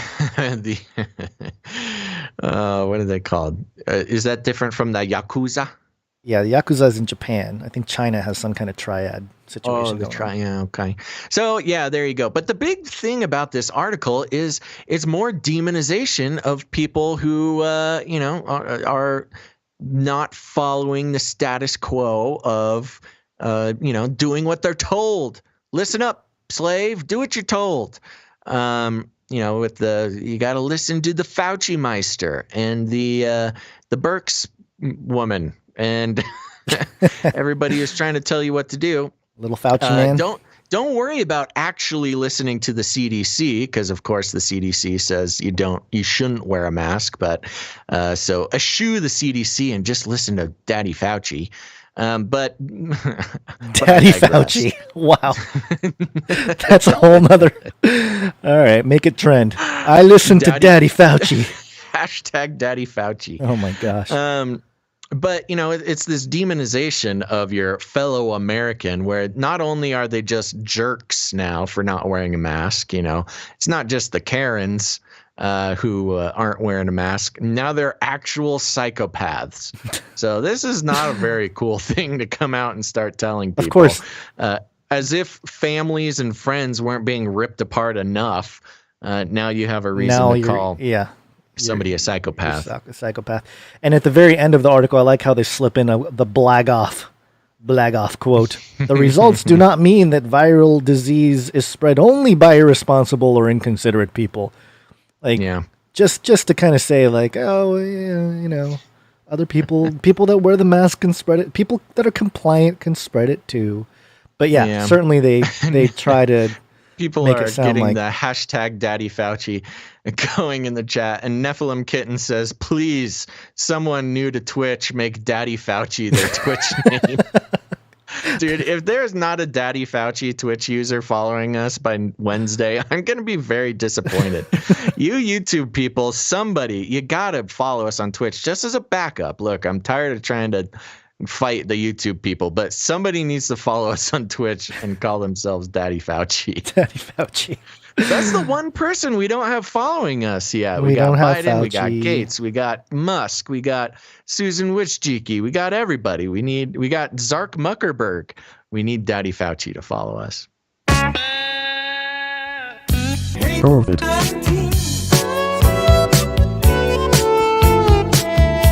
Welcome to Chinese News! Yes. Chinese news. Hold on. Go. I lost the story. Where is it? Here it is. Oh, I got to move it in. Okay. This is NBCnews.com. Beijing will not be a second Wuhan. Fears of new outbreak after string of coronavirus cases. So there we go. It's starting up again. It says here, Beijing has reported a rising number of new COVID-19 cases for a second day running, raising fears about the reemergence of the coronavirus in the Chinese capital. Beijing health officials on Monday confirmed 36 new COVID-19 cases, the same increase as a day earlier, which was the city's highest daily infection count in nearly 2 months. There had been no new domestic cases in the city for 56 consecutive days, but since June 11th, the capital has reported 79 new cases. The new outbreak has been linked to a major wholesale food market in Beijing's southwestern Fengtai district. The spike has put the district in wartime emergency mode. Really? 36 people. Okay. Wartime emergency mode. Shutting down the market and closing off 11 residential compounds. Wartime emergency mode. Yeah, it's super intense.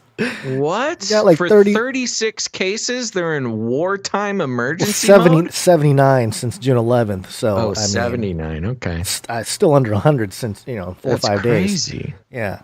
Shutting down the market and closing off 11 residential compounds in its vicinity as authorities try to identify people who have recently visited the market and their close contacts with their giant surveillance apparatus.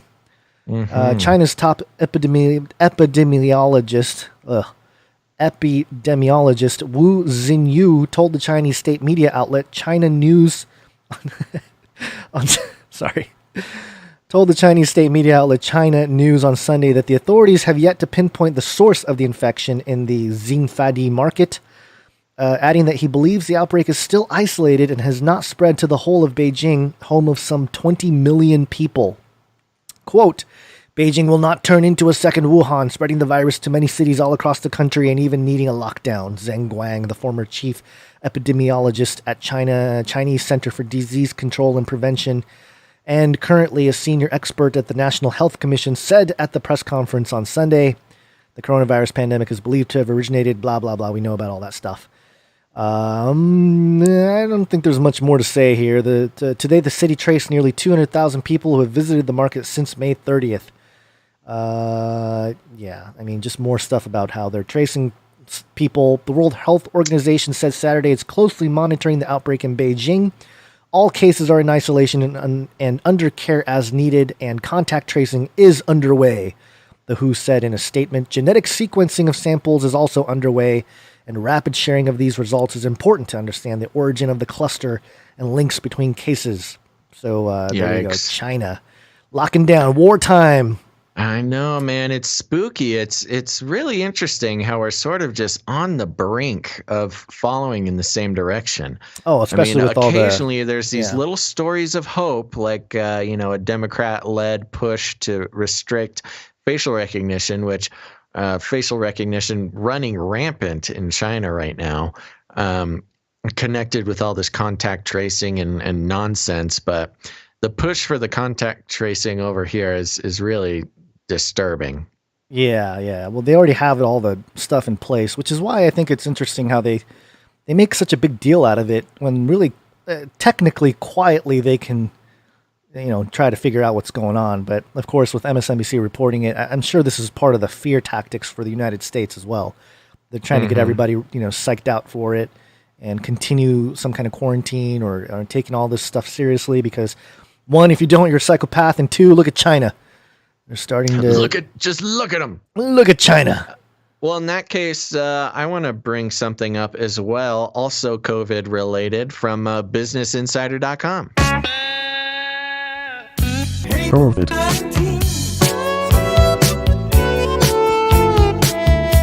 Man, I can't find this article either. Hold on, give me 1 second while I got it. Up. I know you got it, but I got to show it. I got to show the people. Yeah, I forget. Gosh, now Daddy Basil is starting in the chat. See what you did to yourself. That backfired. I know, that's what no, I get. Daddy Fauci, fellas and ladies. It's Daddy Fauci.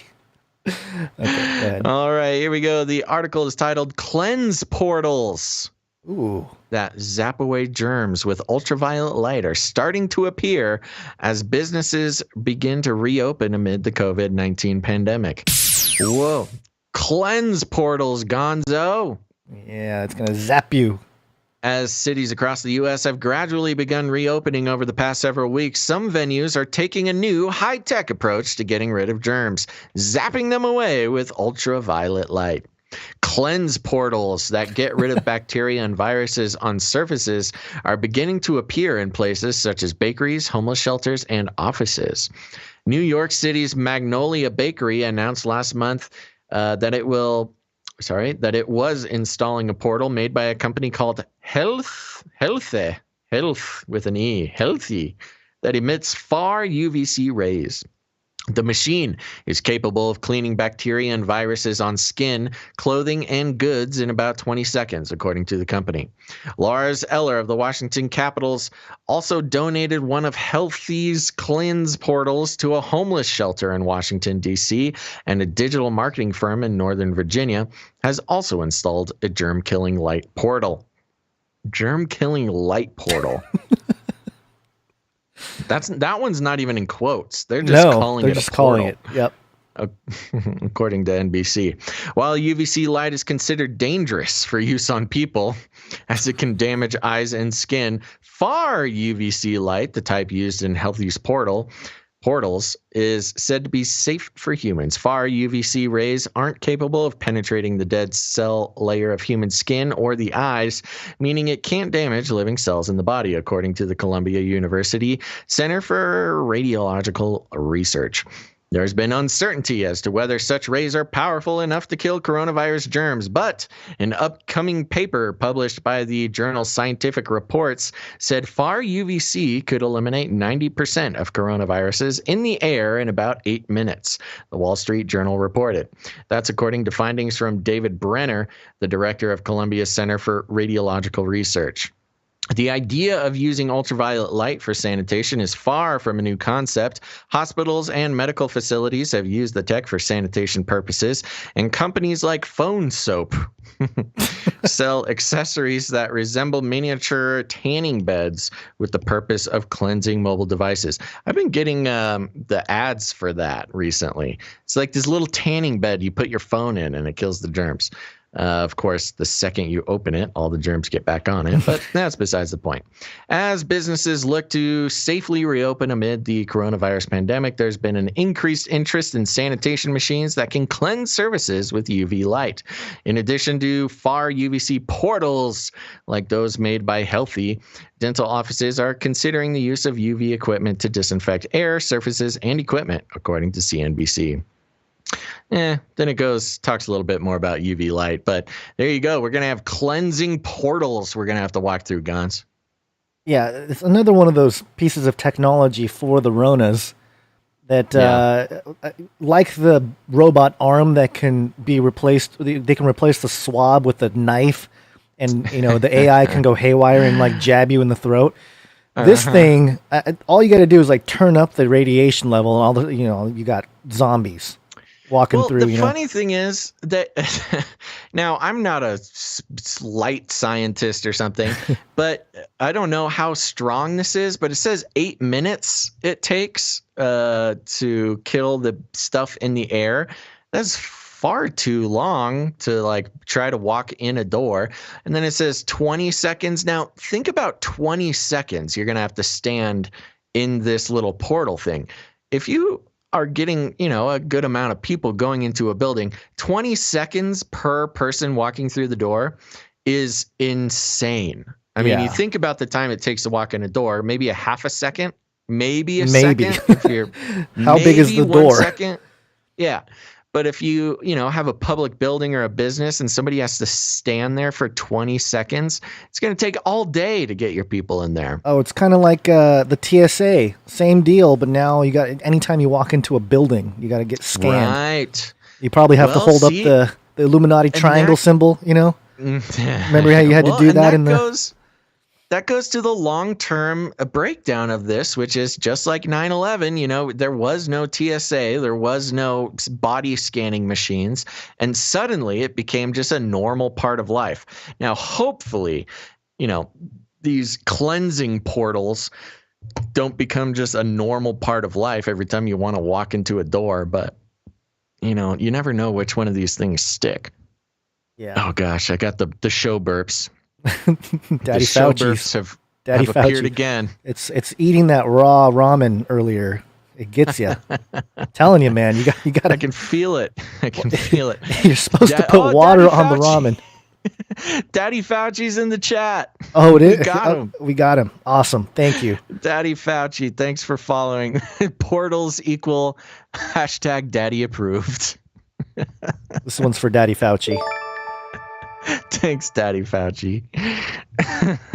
Oh my gosh. Okay. For a short show, a very very eventful one. Short show that's almost 2 hours long already. I know. We got speaking of which, we got a few minutes left. We got a couple minutes so we can go here. Let's do a couple of these interesting stories here. Let's do this one real quick. Space. Wow. Space. Wanna go to space? What happened? Want to go to space? What I was saying wow. I forgot I was saying it out loud, but the YouTube peeps are really pulling into the Twitch station here. So we'll have to take 1 second at the end of the show and thank the new Twitch followers. Okay, perfect. And I can't find the article. I don't know what happened to all my tabs. This is like, I don't think people understand the tab situation on putting these shows together. So misunderstood. Misunderstood. Okay. Firstpost.com. Quantum state. Astronauts create exotic fifth state of matter on the International Space Station. This is cool. And it's not love? Love is not the fifth element? Okay. Astronauts on board the International Space Station have managed to create an exotic matter by using the microgravity of space.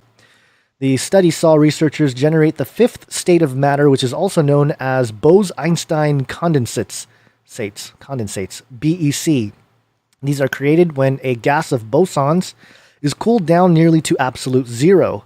According to a report in The Independent, at these extreme temperatures, matter begins to behave oddly, and atoms become a single entity showing quantum properties. The report mentions that scientists have always hoped to use the Bose-Einstein condensates to, am I saying that right? Condensates. Condensates, to gain insight into quantum mechanics, but gravity has always been a deterring factor. This led researchers to send equipment known as the Cold Atom Lab to the International Space Station. New Scientist reports that Cold Atom Laboratory, CAL, was launched in the ISS in 2018 to investigate the Bose-Einstein condensate. It reveals that the substance was first theorized by Albert Einstein and Satyendra Nath Bose in the early 1920s as the fifth state of matter. A report in Space.com mentions Robert Thompson, a physicist at the California Institute of Technology in Pasadena, saying that while researchers have created Bose-Einstein condensates using rubidium atoms, they eventually incorporate potassium atoms as well to find out what happens when two condensates intermingle. Thompson added that while earlier their major insights into the inner workings of nature have come from particle accelerators and astronomical observations, he believes that in the future, precision measurements using cold atoms will play an increasingly important role. The report stated that researchers by using the Cold Atom Lab found they could increase the amount of time they can analyze these condensates to more than 1 second. Scientists would only have hundredths of a single second for the same task when performing the experiments on Earth. And the results of the study were published on June 11th of the journal Nature. So there you go. They're allegedly figuring some stuff out with the quantum levels in alleged outer space, or at least alleged outer space. Alleged space. You know, it's interesting because it's kind of like how you can't imagine a color that you've never seen before.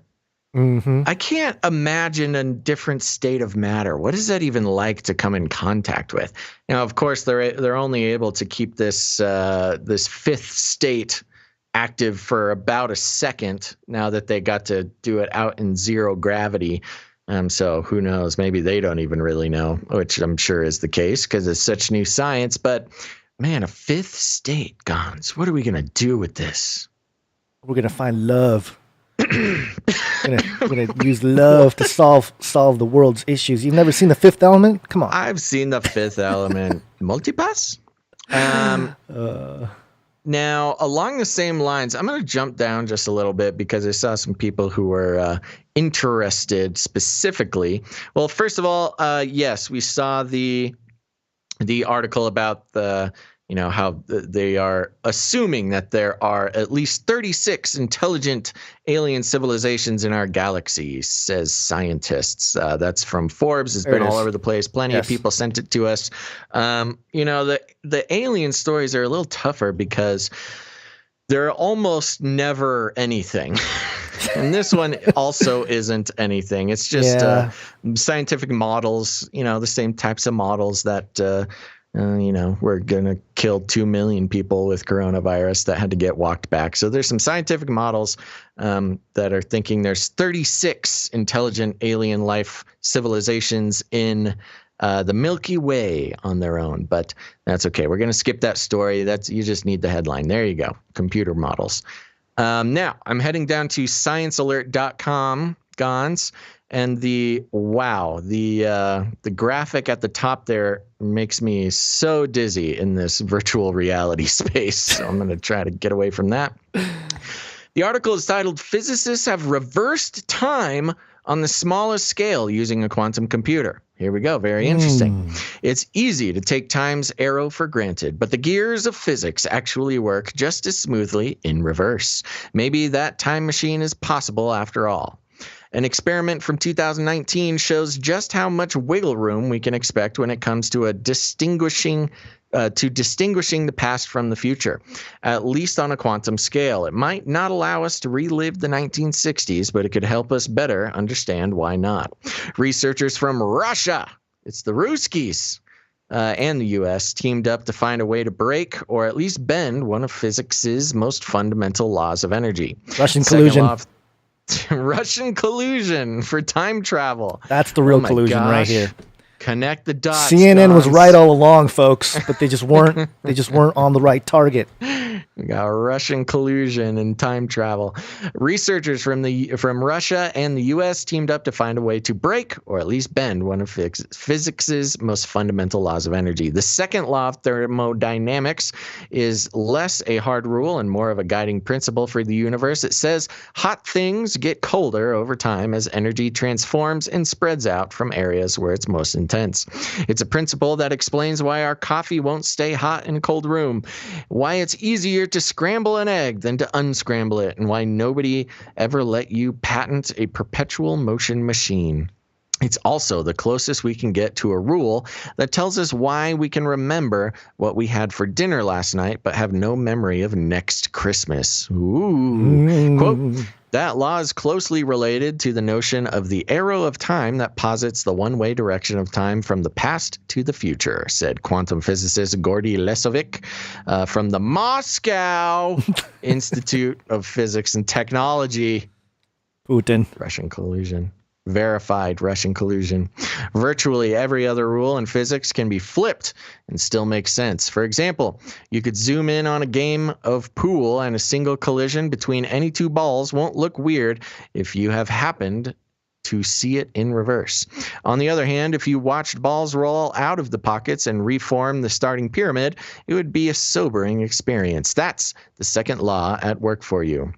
On the macro scale of omelets and games of pool, we shouldn't expect a lot of give in the laws of thermodynamics, but as we focus in on the tiny gears of reality, in this case solitary electrons, loopholes appear. Electrons aren't like tiny billiard balls, they're more akin to information that occupies a space. Their details are defined by something called the Schrödinger equation, which represents the possibilities of an electron's characteristics as a wave of chance. If this is a bit confusing, let's go back to imagining a game of pool. But this time, the lights are off. You start with the information, a cue ball in your hand. Why is the cue ball in your hand? I don't know. And then send it rolling across the table. The Schrödinger equation tells you that that ball is somewhere on the pool table moving around at a certain speed. Okay, they're going to go really deep into this metaphor here. Everybody should be aware of Schrödinger's equation. If you're not, there's another rabbit trail for you to go down. Look it up. Scanning to see what the next important piece of information is. Nope, they just sort of end still talking about pool. So long story short, they were able to, of course, on a very, very tiny scale, watch time move in reverse, being the chaos turning into order right on its own, which is opposite of what we're used to, Gons. I had a couple things highlighted here. And all right, tell me about it. It says... So they used, okay, I'll just read it here. Rather than patiently wait around and watch funding trickle away, the team used the undermined states of particles in a quantum computer as their pool ball, and some clever manipulation of the computer as their time machine. Oh, no. It's all a simulation. No. We can't use any more simulations. They're useless. Each of these states, learned that by now. Each of these states or qubits was arranged into a simple state which corresponds to a hand holding the ball. Once the quantum computer was set into action, these states rolled out into a range of possibilities. By tweaking certain conditions in the computer setup, those possibilities were confined in a way that effectively rewound the Schrödinger equation deliberately.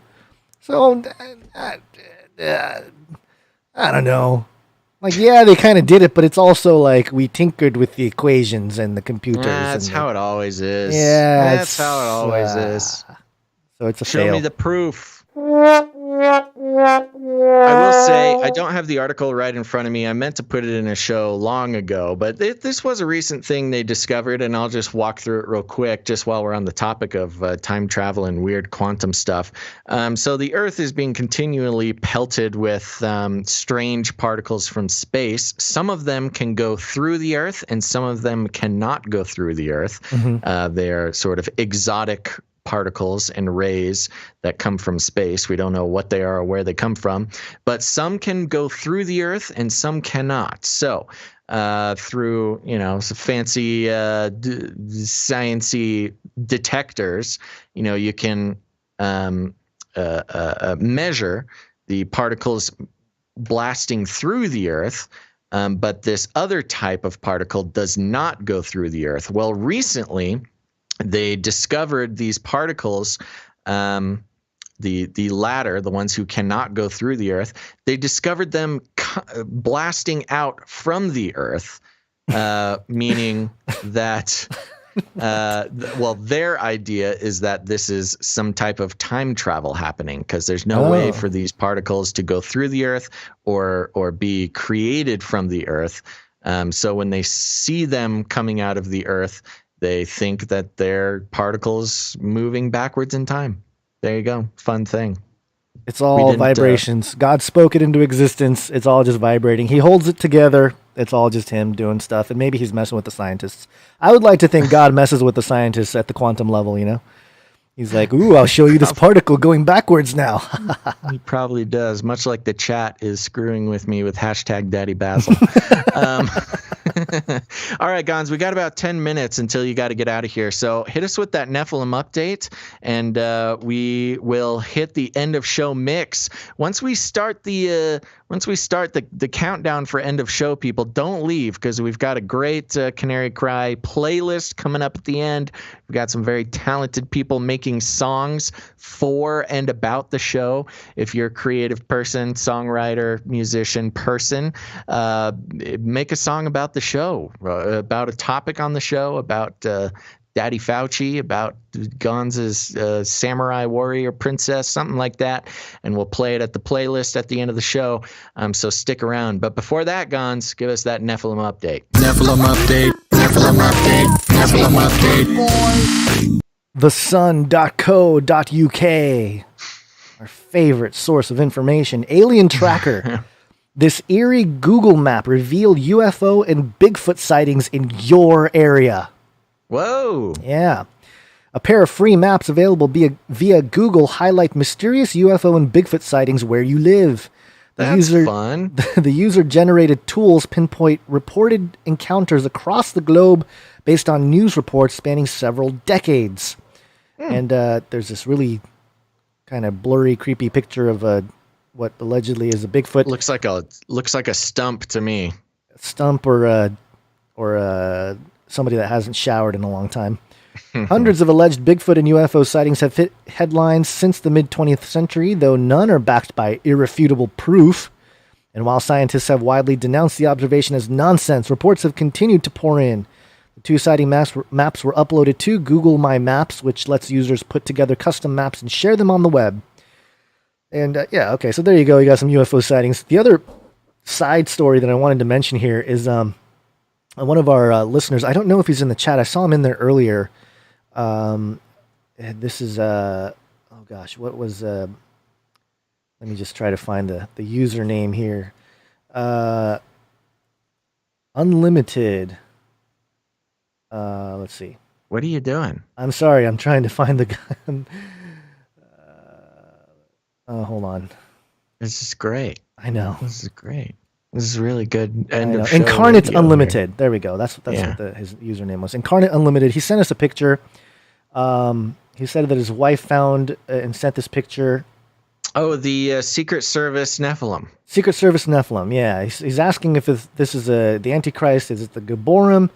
According to some people, this is a 12-foot tall individual. And if you look at if you're seeing this on the screen, I guess this was the I guess like a header that was used for the official I think Twitter account of the White House or something. I can't remember what it was. The Secret Service maybe. And I looked at it, and certainly it does seem like there's a super tall guy standing in front of the airplane there. Yeah, and I spent some time looking at that.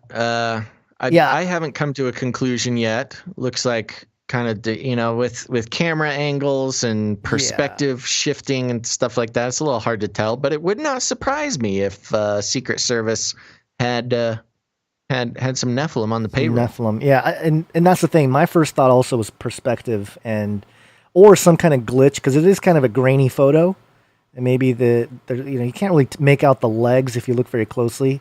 But we'll leave the picture in the on the website canarycrynewstalk.com, so you guys can take a look for yourselves. And we've known that they've had super soldiers and stuff in the works for a long time.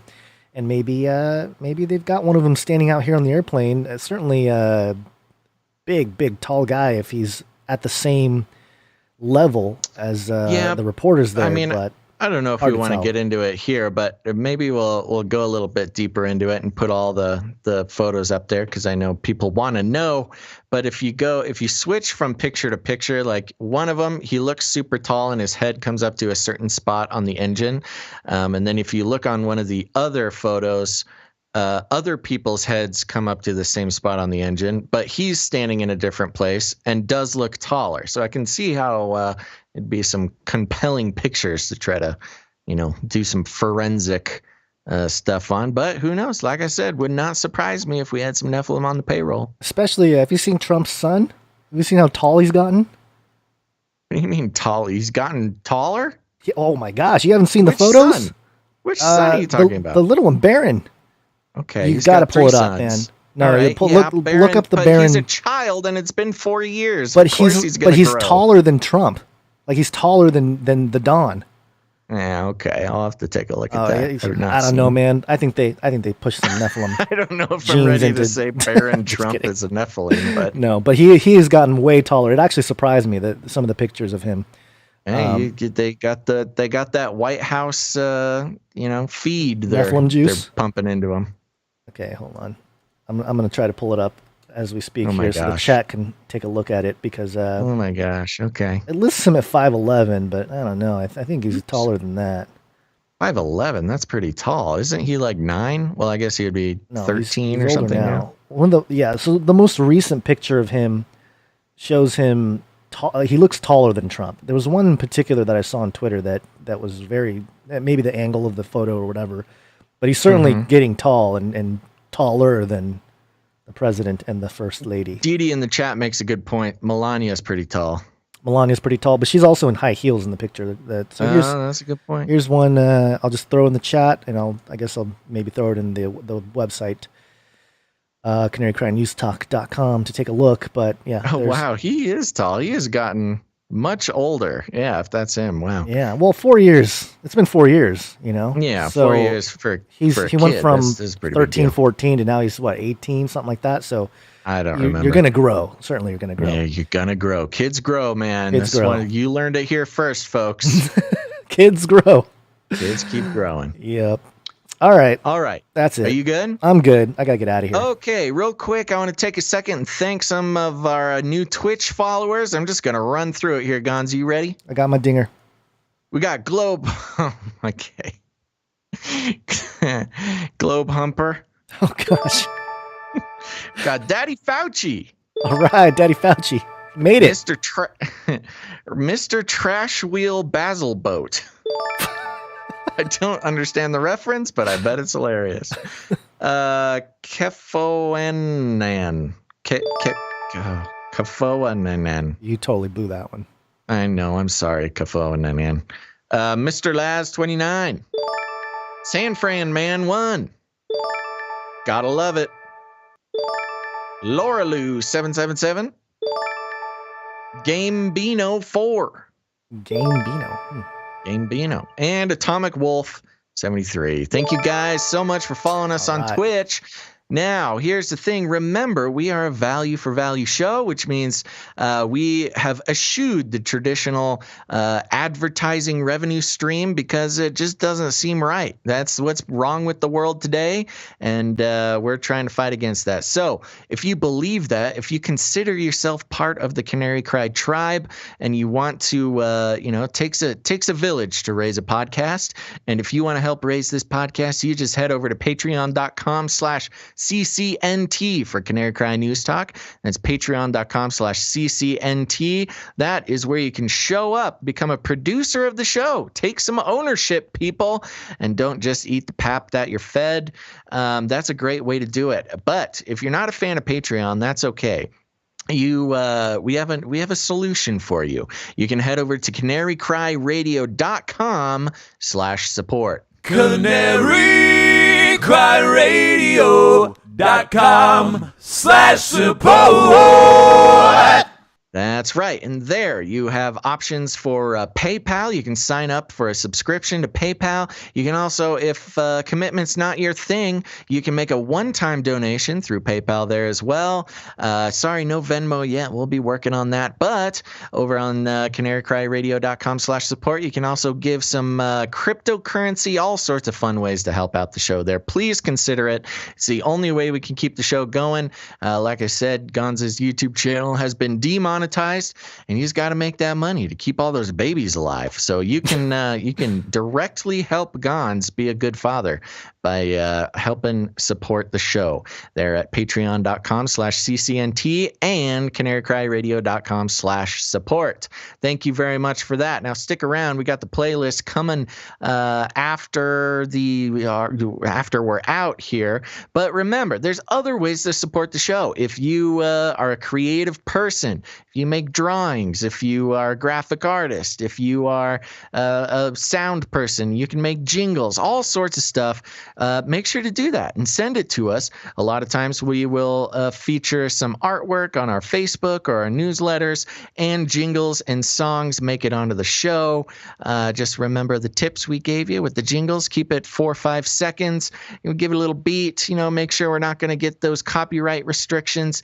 But most of all, have fun with it. If you've been watching the show for a while, you know what we like. Just go for it. But if that's not your thing, you can also help out the show in a couple other ways that are free, but yet still very helpful. You can leave a rating and a review. Remember, I got to remind you guys of this. If you miss a live show, we also have the podcast feed. The podcast feed has years and years and years of shows that you're going to want to catch up on. So go to your podcast player, whether it's Spotify, Apple Podcasts, Stitcher, whatever, search Canary Cry Radio and search Canary Cry News Talk. 2 different shows, but subscribe to both. You're going to want to do that. If you miss a show, it'll pop up there the next day, so you won't miss a thing. So make sure to do that and leave a rating and a review wherever you listen. That really helps to tell the robots to share the show with other people. And the easiest way is you got those people in your life who are waking up and they need a little help. They're getting their news from their Facebook stream and their mainstream media.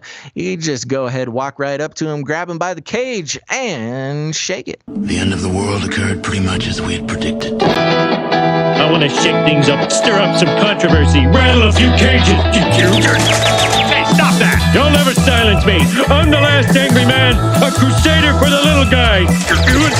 Leave the bird alone! Never! Rattle a few cages. Rattle a few cages. The human race will have every opportunity to improve. And if they don't? Ask Noah. That's right. Just ask Noah. Grab an episode, send a link, share with your friends, tell people about the show. That's the best way to spread the word, help out the show, and help wake up those sleeping folks in your life there. Okay, Gonz, just about to wrap up. You got any last words there? Quick shout out to Da Booth on D Live. He's always bringing the comments, and just wanted to give him a quick shout out. So thank you, Da Booth, for being in D Live. I think there's a couple people in there. Yeah. You guys are the best. Okay. Very good, everybody. Now, remember, we will be back on Wednesday with a whole nother show and more hours and hours of fun for you. So remember, head over to twitch.canarycryradio. Sign up. Follow us there. You'll get a shout out. Twitch.tv/canarycryradio. Okay, twitch.tv/canarycryradio. Follow us there. We'll be back on Wednesday. Remember us for then, people. But until then, remember to think outside the cage.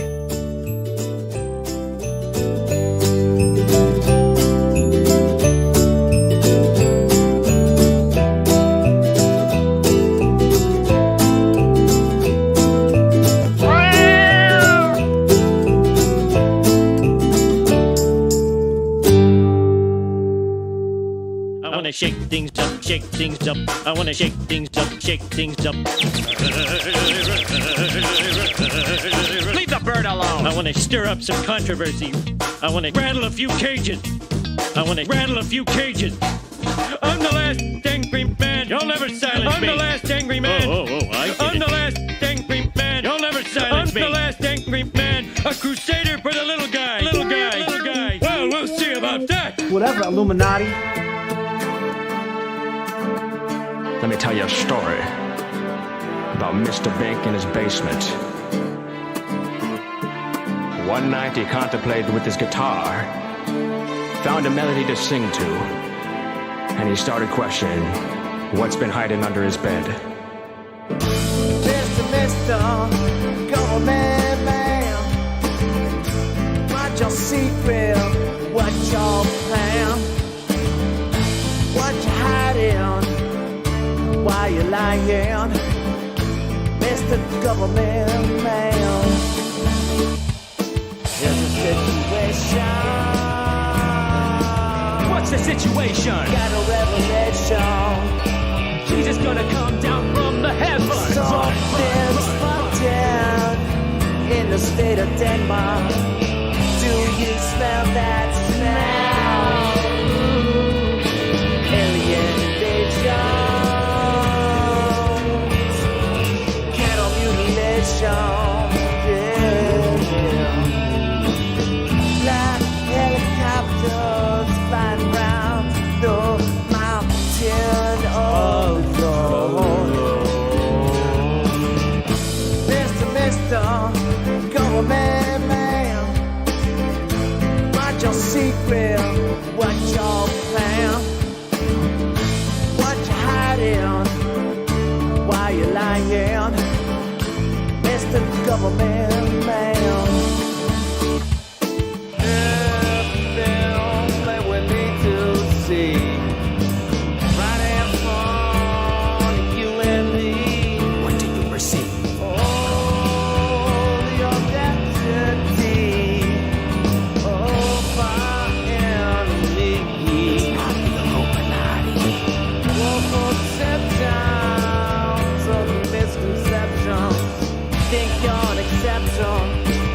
Welcome to machine. Welcome my soul. Welcome to machine. Where have you been? It's alright, we told you where you've been. Crazy people walking around with blood in their eyes, and all she wants to do is dance. Wild out pistol wavers who ain't afraid to die, and all she wants to do is dance. I'm all for dancing in the face of danger. First I gotta know where I stand. Do you know where you stand?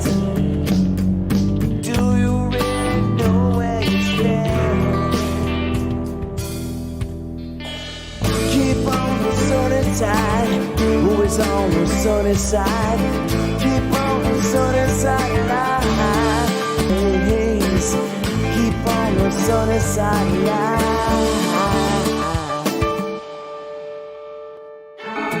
As Mr. Bink strummed the chords on his In the future, humans will be confined in a people's zoo. People, I I'll keep you safe and warm in my people's zoo. I'll keep you safe and warm now in my people's zoo.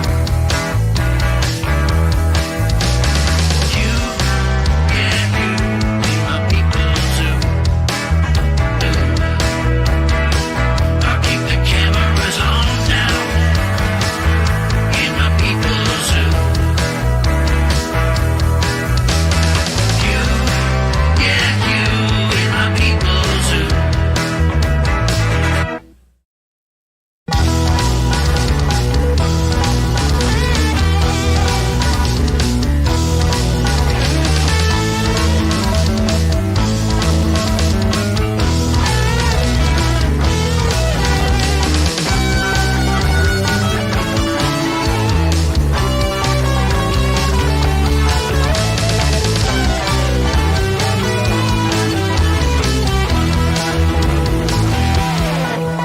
I'll make you fat and sassy in my people's zoo.